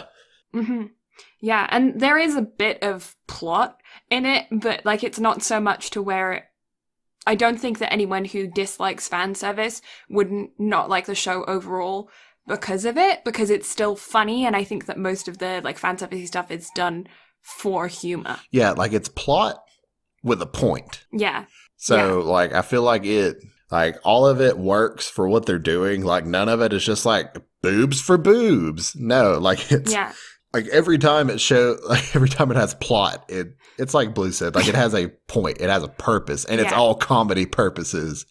Yeah. And it also makes sense in the sense that okay, so the main plot of the actual plot of the anime is that 4 girls have been in a plane accident. They were going to go on a school holiday, abroad, a school trip abroad. and they were in a plane accident, and you don't know what happens to anybody else, but assumingly nobody else survived, and it's just the four of them. And they get washed up on this deserted island, and it's just them surviving. One of the girls, Homare, her father is like an adventurer of sorts, kind of like Bear Grylls, I guess. And took her on a lot of like excursions where they ended up getting stranded a bunch of times. I think she said she's been stranded like 9 times or something before this. And so she's got all of these survival tips and survival techniques and stuff. And it's about her coaching the other 3 on surviving, getting them going, and then them also complaining and like being a bit whiny, but it's all done in like funny, humorous ways. Yeah, because they really broke out a cast of characters on this one. Like every one of them is a stereotype. You have the really rich, blonde-headed girl who is just lazy and doesn't want to do anything. Has a golden retriever named Alfred or something, yeah. Like it's silly. You have the jock out of the bunch, and then you have the nerdy girl with glasses, and it's even alluded to. Like the jock was just like, leave it to the girl with the glasses to be smart. And so when she's just like, glasses has nothing to do with it. Yeah. Some of those jokes about that, like one of them, for instance, a little bit, I think it's actually in the very last episode. It's not a spoiler, so you don't have to worry about that. Well, it is kind of for the joke, but it's not like a spoiler for the show. Is that one of the girls gets flipped upside down. There's a bit of plot in here because it shows her skirt falling up and her panties showing, but this is the rich girl, and Shion, and her name is embroidered into her panties. I remember that. It's funny. It's really, really good. Okay, so it aired from July 2nd, 2019 to September 17th, 2019, so it's relatively new. It's 12 episodes long, and each episode is 12 minutes, but about 8 minutes when you take away intro and opening. I don't know. This is one that I actually watched weekly when it first came out. I waited for every next episode and then watched it every week, and I loved it. It kept me going. Like, I didn't ever miss a release episode. I was like, no, I need to watch it as soon as it comes out. And then when we decided that The Daily Lives of High School Boys wasn't going to be enough content, this was the first one that came to my mind to recommend to Brad to add to it, because the episodes are so short, but also it is that same kind of humor throughout it, of the physical comedy, lots of jokes. It's very funny. Which we say we couldn't get an episode out of The Daily Lives of High School Boys. And yet we did. We got a whole episode out of that. Right? Yeah. Just rambling on about it. It's so good. And this one is really good too. Like like all of its stuff is well timed. Like every episode has an overarching narrative of, they're like, okay, here's a problem. And then the survivalist girl, whose name I can't remember, I've remembered 0 names out of Honore. Yeah. Yeah. And she's like, at the end of it, she finally comes up with a solution for it. Everybody's like, yay, we get to go on. And so in a span of 8 minutes, it draws you in. Like, it's very bingeable. It's a really good show. Like, I enjoyed it. It was great. Yeah. The last 3 episodes are the only episodes that have a continuous plot. Everything else is just same thing, just like a little bit of story. And then there are some things that do carry through, but like it's not, you wouldn't have to watch the episodes in order necessarily. You could watch them out of order. It's slightly linear. Yeah. But it's like... But the last 3 episodes are the only ones that actually like continue on and have solid like storyline. But yeah, I think overall it is basically linear, because they start out at like a certain point, and then like you can still tell they go day by day and they kind of talk about it, but you can watch most of them out of order. Like watch episode 1, 2 through 9, you can watch in any order and figure it out. But definitely the last 3, you kind of had to watch like one after the other to figure out for sure.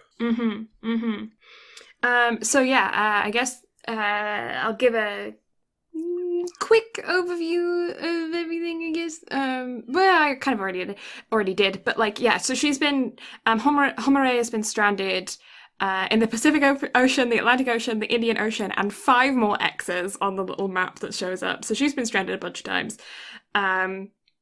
And yeah, so basically the first episode is just them being on a raft floating around in the ocean, and then they wash up on shore and they're all sleepy, and then they introduce themselves, and then it goes into them just like finding fresh water and eating locusts. One of my favorite sketches from the first episode is it's kind of a reoccurring thing, I guess, but Homare has these like flashbacks to her past with her father. And one of them is she's asleep on the beach and she's just whispering in her sleep. She's going, "Papa, balls stink." And "Papa, no, I don't want to eat any more balls. I can't eat any more balls." And it flashes back to her obviously being in like Canada or something, because they're in like a mountain range and it's snowy and they're cold, and her father's just like, "If you eat moose balls, you'll be able to get a lot of protein and nutrients from them. You can eat them raw, so we don't have to cook them." And she's like, "I don't want to eat any more balls, Papa. Don't even make me eat any more balls." It's so funny. It is. It's great. And another sketch from that first episode is Mutsu,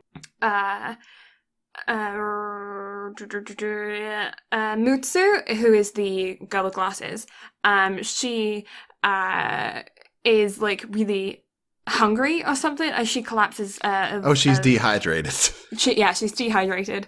And and Homari had just like eaten a locust that had just like popped out of the ground. And she just like caught it and just ate it. Like she's got like like survival skills. And so a locust hops out of the ground, she just catches it in the air and just shoves it in her mouth and starts eating. And then Mutsu's like, "Oh, I'm really, really thirsty." And so Hamari's like, "Okay, well, you just sit in the shade and we'll go get you some water and bring it back, but you stay here." And she's like, and in the meantime, try and gather some spit in your mouth. And Mutsu's like, "I don't have any spit in my mouth, I can't." And Hamari's just like kisses her, and it's just like, "There, you have some of mine now." And then like she's just like, "My first kiss tasted of locust," and pulls the locust leg out of her mouth. Oh god, it's so funny. And then the overarching joke with the traps, too. Oh, yeah. Oh, that's great. Like, just their callbacks to jokes in this are wonderful. So good. So some of the trap jokes are just like, well, basically Homari's like goes around the island and they find like a rabbit hole and they find like a boar and like other things. Like they know that there are animals on the island, so they want to set up traps. And it's just like her flashback to her first trap, which was a pit trap, so like a hole in the ground and spikes in the bottom. And she's like, "My first trap, I caught a black bear." It's just like, geez, girl. Like most people catch like a squirrel with their first trap. And so they keep setting up these traps. And so they're like, "Wait, we got to make sure these work. But how?" And so every time they have the jock set them off. Because she's like not wanting to be helpful with them at all. Yeah. So they're like, "Okay, well, you got to be the one to check it." And so she puts her foot in it and keeps getting her like legs just snatched out from under her and caught in these traps. And she's got a little bunny embroidered onto her undies. So whenever she was like doing the testing the bunny trap, they just like, she flicks upside down, her skirt goes over, and they're just like, "We caught a bunny." Mission accomplished, guys. Mission accomplished. Oh. But yeah, I mean, the show doesn't really have. It's the same thing as Daily Lives of High School Boys when it comes to like. The jokes are very, very funny, but they're kind of sketches. They do have a little bit more of a plot, like Rob was saying, it is more linear than Daily Lives of High School Boys, but it is the same kind of thing with just a sketch, and then it moves on to the next sketch. I just read one of my notes there that just says "The P Promise." And then, so since you say that last episode on the raft back, my God. Yeah, the Bear Grylls moment. Oh, yeah. But do you want to talk about that one? You're the one who's got the notes. I'm going to leave that one to you. Oh, God. Okay, so like I was mentioning before, the last 3 episodes are, like, they're connected. The last 3 episodes is a linear story. And, so uh, on God. Okay, so episode 10, Shion, who's the rich girl, was she finally, like, towards the end of the anime, she's like, oh, I'm gonna really, like, help out. I'm gonna start, like, really helping out. Because previously, before this, there was a bit about them trying to find honey, and Homare ended up getting stung a bunch, and after that she was like, okay, I'm gonna, like, really step up my game and, like, start helping out. So Shion's like, okay, well, I want to help catch fish this time. But she's not a very strong swimmer. So they were just like, okay, well, you get on this raft of bamboo and you can, like, float around on the ocean and stab them with a spear from, like, above. So you're just, like, floating around. And Homare was nearby diving. But Homare kind of got, like, absorbed in her diving and didn't realize that Shion had, like, floated off in a rift. There's, like, a riptide current that was going out there. And Shion was just like, la la la la, catching things, like, looking through her water bottle into the ocean. And then by the time she looked up, she was just, like, in the middle of the ocean. And Shion's really upset. She's like, oh my, Homare's really upset. She's like, how could I let Shion just, like, drift away? Like, how could I do this? What was I doing? And she'd been, like, cool and collected all the way up until this point. So it's kind of a little bit of character development for her character, because, like, this is also the first time where she disobeys her father's teaching, because her father's like, don't sacrifice your own survival and your own health or your own, like, priority for somebody else. Like, don't be kind because you won't survive. And she's like, I'm sorry, Dad, I'm gonna go and get her. So they quickly make another raft and she goes out to get Shion. But Shion, while she was floating around in the ocean, saw that there was this, like, big rock stone island thing. And so she kind of, like, pushes her way over to that. But there's, like, nothing on the island. It's just, it's just rock and bats. And there's this cave there that had been collecting rainwater, but the bats had been above it and they had been pooing into the water below, so it was, like, completely contaminated. If you know anything about survival, you may know where this is going. So Homura gets to the island and she finds Shion by basically pole vaulting into the sky so that she could see further, and ends up seeing the island and goes to get Shion. And she gets there and she forgot to bring any water because she was, like, rushing to go out to get them. So they end up collecting some bottles and rebuilding the raft to go back to the main island. And Homura collects some of the poo water from the cave, from the bats. And they get back on the raft and they are going back towards the main island when they are so, like, dehydrated, they're getting a headache, all this kind of stuff. And Shion's just like, why can't we drink the bat water, the cave water? And Homura's just basically like, oh, well, because it's contaminated, we'll get so sick, we'll end up having dehydration and like, we'll vomit and get diarrhea so much that we dehydrate ourselves even more than we were and we won't survive. She's like, I was trying to do, like, UV sterilization, but it's seeming like it's not as simple as I thought it might be. So there's no way that we can consume this water orally. And so Shion's like, well, I'm just gonna drink it anyway because I feel so thirsty. And Homura's like, you can't drink it, but the colon can absorb water. And so I think you can imagine what comes next. But the way they do it is not what you think.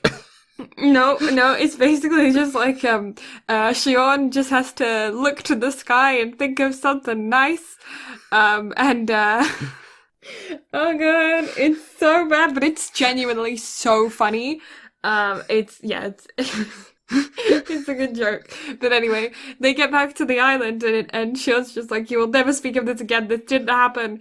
And the other girls are just like, oh, Homura, you didn't bring any water. How did you guys survive out there? And Homura is, like, being completely straight-faced about it. She's about to tell them. She's like, no, do not speak of this. We just had, anything can happen when you're determined. You can get through anything. Like, we saw the island and we're like, yeah, we can make it back. Oh god, it's so bad. But it's genuinely really good. And I actually really like those last 2 episodes because you do get a lot more emotion to the storyline than you do. Like, they're upset about stuff. And there is a couple times throughout the beginning where you get to see them, like, being upset about the fact that they're on the island and that happened and stuff. But, like, this is those last 3 episodes, you actually got some real, like, character progression and stuff. I don't know, I thought it was good. Yeah.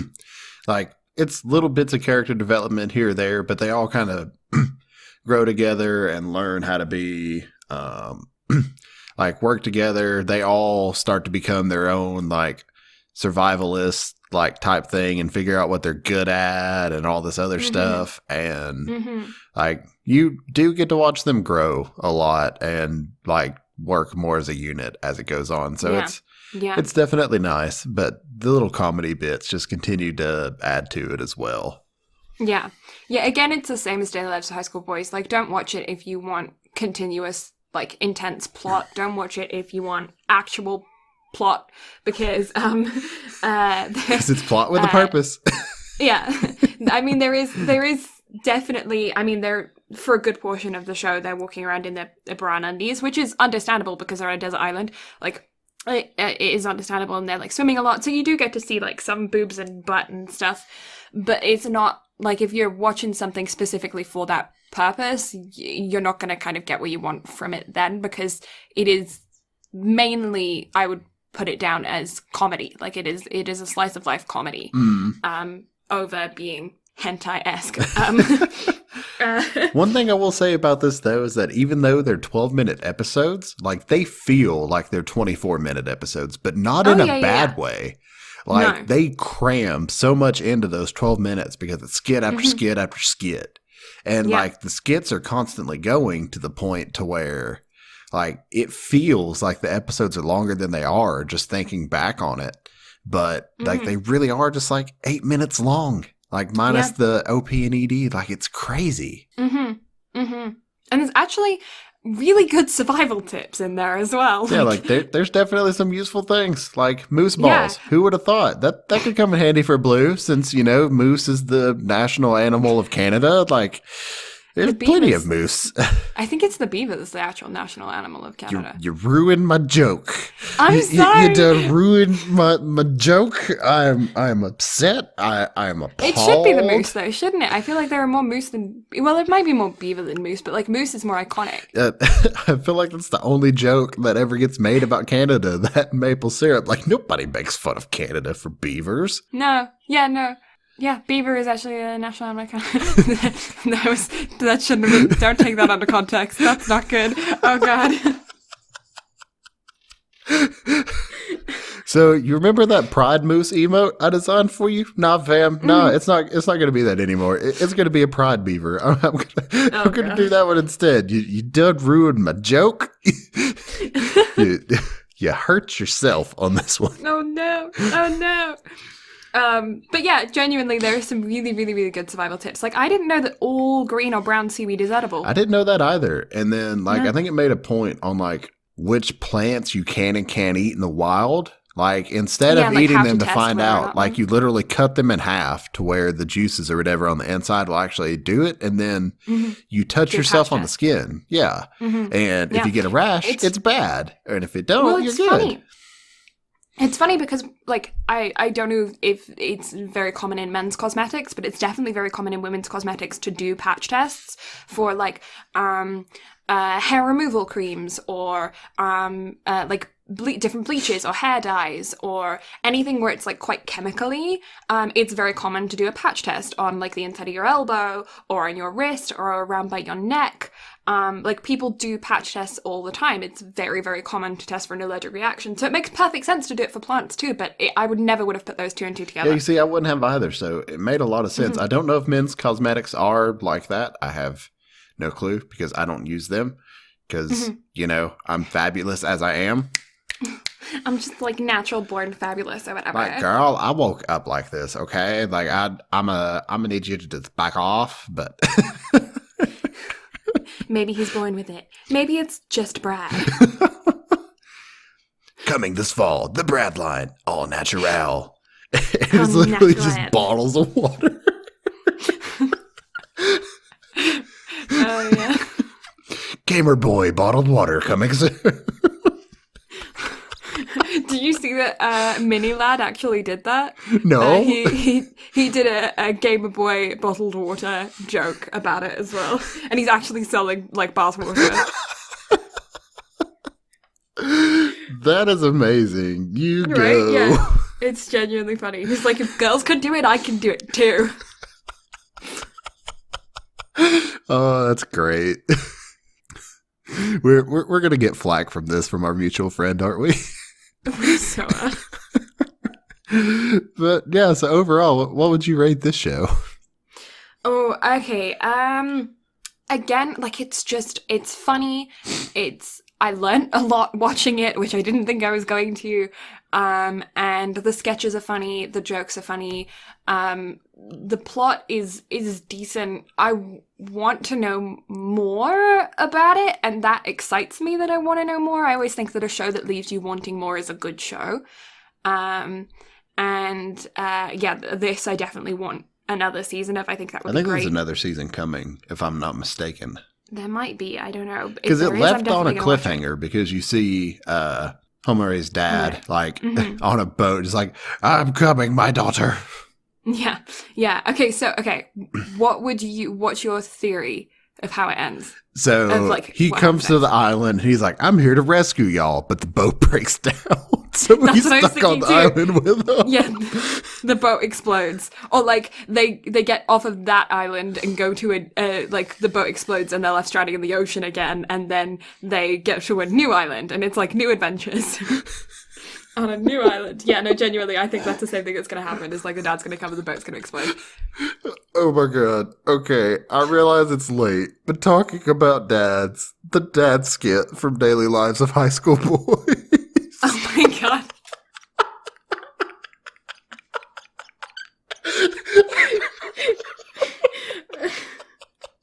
I don't know why that one just had to hit. Okay, so we're not going to explain that one. You have to go watch the show, you okay? have to go find that that's one. What you get. You have to go find it. It's so funny. I genuinely think that's the one bit that I laughed the hardest on.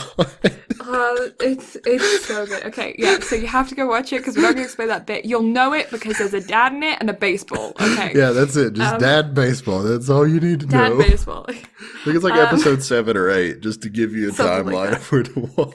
It's funny. It's funny. But yeah, I would probably give Are You Lost probably about, I don't know, like a 7.5.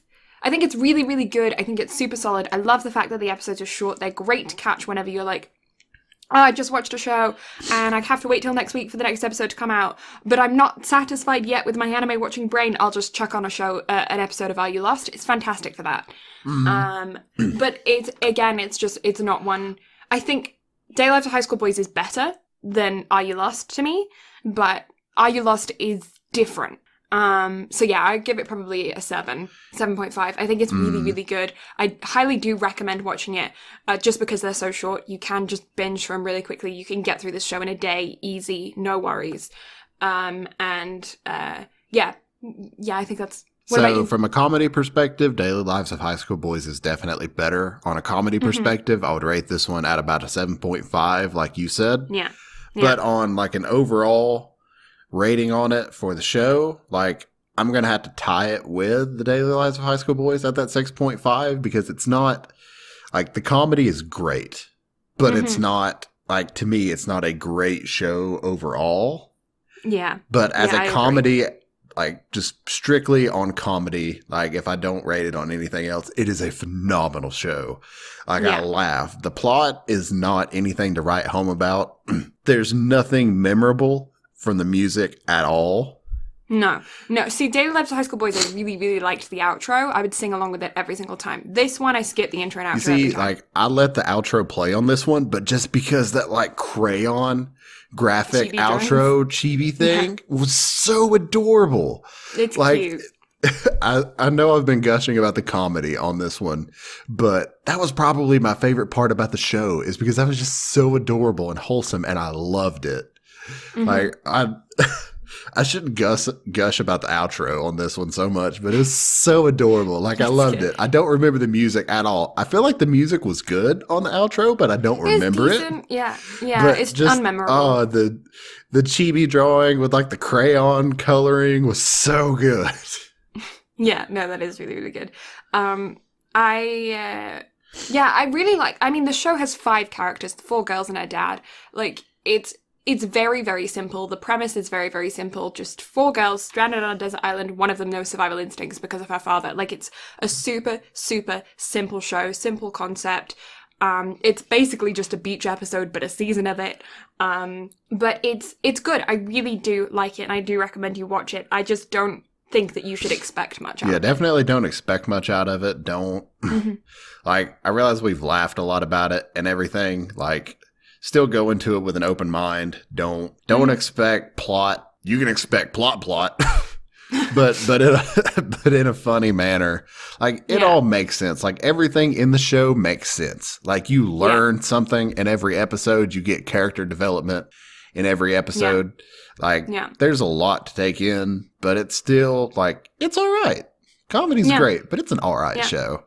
Yeah. But you can definitely recommend it to people, but I would definitely recommend Daily Lives of High School Boys more. Like, I made my part-timers sit down and watch the Daily Lives of High School Boys with me because it was great. I had to make them watch it too because I feel like I would recommend that show to anyone, but please watch it with friends. Like, I think it's a better atmosphere watching that with friends because being able to laugh with people like that.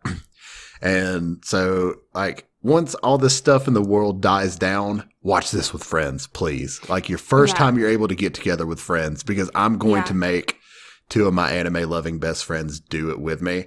Like, sit down and watch it, because I feel like this would just be something that's amazing to sit down and watch and actually be able to laugh and take in. Oh, it's great. Sorry if you can hear that in the background. That is my brother. My brother. Hello, brother. I'm Brad. Hello, brother. I know you could hear me.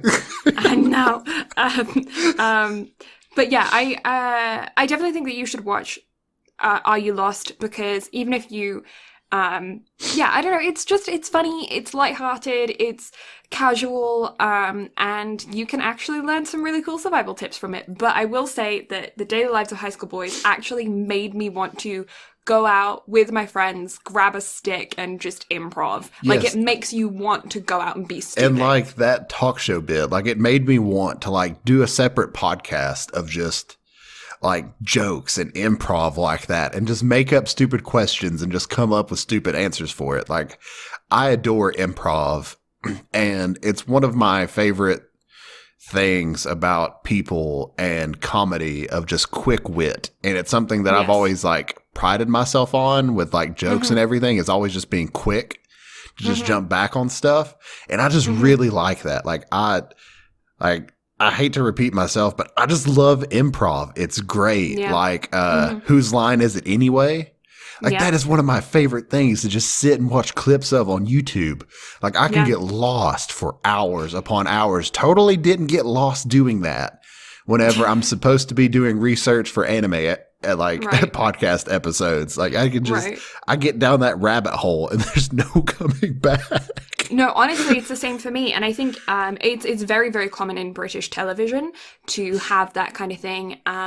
We have many, many shows where it's like a quiz show, but it's done as a comedy thing. So, I mean, you have like the Big Fat Quiz of Everything, or the Big Fat Quiz of the Year, or whatever. You have 9 out of 10 Cats. You have so many shows where there are fantastic British comedians, TV presenters, people like that, like legends of the British world that go on these shows, and they just laugh and have jokes, and it's just all improv, and it's just a quiz show, but the answers are stupid. Like, it's genuinely really funny. And so I completely grew up with it. I grew up with being surrounded by live shows of people being stupid. And I really, really like Daily Lives High School Boys. And I do recommend both of those shows as well. Big Fat Quiz of Everything and 9 out of 10 Cats are both very funny as well, so I recommend those. Sorry, I don't need to be sitting here and cracking up, but we're talking about trivia, and then in my mind, all I hear is Obama. And that's another joke that we're not going to explain. No, but yeah, not at all. Just please go watch it. Definitely go watch it. Daily Lives of High School Boys. Yeah, watch the Daily Lives of High School Boys first, and watch Are You Lost before you go on any tropical vacation, because you never know. Yeah, there's a lot of stuff you can learn. Go watch it. Go watch them both. I highly recommend them. I realize I didn't rate them that high overall, but they're really good shows. The comedy in them is top notch. I love it so much. Definitely. Well, the thing about it is that you're comparing them against shows that are moving, shows that have taught you life lessons, shows that connect to you completely emotionally, and they don't do that. Neither of these shows do that, and you can't expect that of them. They are just comedy shows with stupid sketches and stupid humor, and it's not a life-changing experience to watch these shows. It's not something that you're going to remember for the next 15 years as like a moment of realization for you. It's not going to give you any kind of epiphanies. They're just funny and stupid and lighthearted, and they're fantastic. And in the time that we are in right now with the climate and the way that the world is going, I feel like everyone kind of needs a bit of stupid humor. So I recommend both of these shows. Yeah, it's like one of those things to where like all I want to do right now is like pull up that Jacksepticeye clip of him just slapping his whiteboard and going, laugh! Yeah, genuinely. It's that. These are that kind of thing. It's stupid, funny, stupid stuff. But yeah, okay, so we got all the ratings out. Is there anything else that you wanted to talk about with either of these two shows? No, nothing off the top of my head that I can just, nothing that I can just really think of. I just saw another one of my Are You Lost notes, and it just says, jellyfish butt sting. Yeah, there's many funny jokes in Are You Lost? So yeah, I do recommend it. We went over it less, but that's because the episodes are so short, and I do recommend that you just go watch them. Yeah, they cram a lot in, so just go watch it, please. Yeah, definitely. But yeah, thank you guys so much for listening. I do very, very much appreciate it. Yeah. So social media plugs, Instagram, Twitter is at BnB Anime. The website, bnbanime.podbean.com. You can find Blue streaming Monday through Saturday from 8 to 10 MST or 10 to 12 EST, whatever time zone you're in. You'll find her there at twitch.tv/Blue Lavender. You can also find her on Instagram at Blue Lavender STM. Same with Twitter. You can find me at Brad Carter Gaming on Twitch, Instagram. No Twitter because Baka. You need to get on that, my dude. I may get back to it at some point. I don't even know if I can get my account back at this point. Oh, but we also have a Facebook page. I just made that just to try to force my friends and close people to watch it because that's the only way I can get in contact with them and shove it down their throats. Watch or listen to the podcast. Listen. I'll put too much effort into those trailers to just let Instagram see them. Yeah, you put so much effort into that. But I really enjoy them. Those are a lot of fun to work on. There's not going to be any for the next few episodes because I'm still in the process of moving. Mm-hmm. So it's gonna be a little bit on those, but they will resume. But also kind of want to save them for just like really special stuff that we like really like legitimately care about. We're not going to cover something that we dislike unless we just decide to do a trash episode and talk about like something that's just absolutely terrible, like some live action film or something. I feel like we need to do an episode in the future where we just talk about the worst animes we've ever seen and just kind of like go through them briefly, but just, or just like talk about tropes. Like instead of like covering episodes, sometimes we just cover like tropes or things we like or don't like about shows and whatnot. Yeah, that's a good idea. Because that's one thing I will say, like, that's why I don't want to label us as a review podcast, because I mean we review them and go over them, but it's just a discussion. Like we talk about it and then we just kind of discuss it. Like I felt legitimately bad having to rate them because I have to rate them against things like Your Name, A Silent Voice, like Your Lie in April. Like I hate rating them against that because they don't compare. Different. Like they're totally different. It's like being in a boxing ring and then trying to play baseball. Like it literally makes no sense. They're genuinely very, very different from each other. And I also don't really consider us reviewers either, because like neither of us are professional like anime people. I mean that would be nice one day, but like we're doing this because we love anime and because we enjoy discussing them and we enjoy sharing them, and that's the main reason behind this. It's not to critique or to give advice on anime because, you know, we don't work in the industry. We're not animators professionally. We're not like directors or producers or anything where we have actual like knowledge on how these things work. We're just consumers that enjoy talking about it and enjoy anime a lot and want to share. Yeah, the description that you wrote for the podcast, I think is best. The ramblings of two idiots talking about an art form that we absolutely love and adore. Yeah. But yeah, I think that basically covers everything. Next week, we're going to be covering Kiki's delivery service. And like, you gave me free reign to pick whichever one, and I am very disappointed in myself for this. Oh. This is the one Ghibli film I have not seen. Oh. Like, I have seen all of them, and I own the vast majority of them. This is the one I haven't seen. And I'm going to catch so much shit for it, and I am so sorry. I'm so sorry. But, like, I can't find a DVD copy of it anywhere. Like, it's so sparse to the point where I can't find it. So I'm sorry, but if it's not available to me, how am I supposed to see it? I can't go yo-ho, be a pirate, and go find it if I don't know where to look. Yo-ho, yo-ho, pirate's life for me. Yata! Yata! But anyway, we're going to stop rambling despite the fact that this entire episode has been rambling. We do hope that you enjoyed it.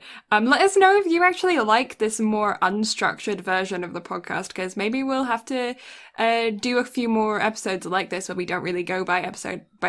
But for more structured linear shows, it might be more difficult to do it like this. But yeah, for like less structured ones, let us know if you like this kind of format. Also, feel free to hit us up in the DMs for anime recommendations that you would like us to review, and also your own thoughts and opinions on what we rated and what we rated it, and your favorite jokes throughout the animes and things like that. Yeah, feel free to like send us stuff. Like, yeah, blow us up. Like, we have the DMs, we have the bnbanime@gmail.com. Email us there. We have all the things. You can find us. Let us know. I absolutely adore feedback, whether it be positive, negative. You could tell me to kiss your ass for all I care. Just give us feedback. Preferably constructive. Yeah, preferably if you're gonna constructive. Tell us to kiss your ass, word then, it like, well. How? Yeah, how do we kiss your ass to make it so that you are the most pleased? We live to please. Hi. Hi. But yeah, so thank y'all so much for listening. We greatly appreciate it very much. Y'all are the absolute best. Like I said, next week, Kiki's delivery service. I'm looking forward to watching it. I had to find a VPN that would actually work, because for some reason, Ghibli isn't allowed in the US and Japan. It doesn't make sense. I'm so upset. Yeah, Canadian Netflix for the win. But you see, I couldn't even find it on a Canadian VPN. I had to look up the UK. The horror. I know, horror. But yeah, thank y'all so much. We greatly appreciate it. And we will catch y'all next time. Bye-bye. Bye.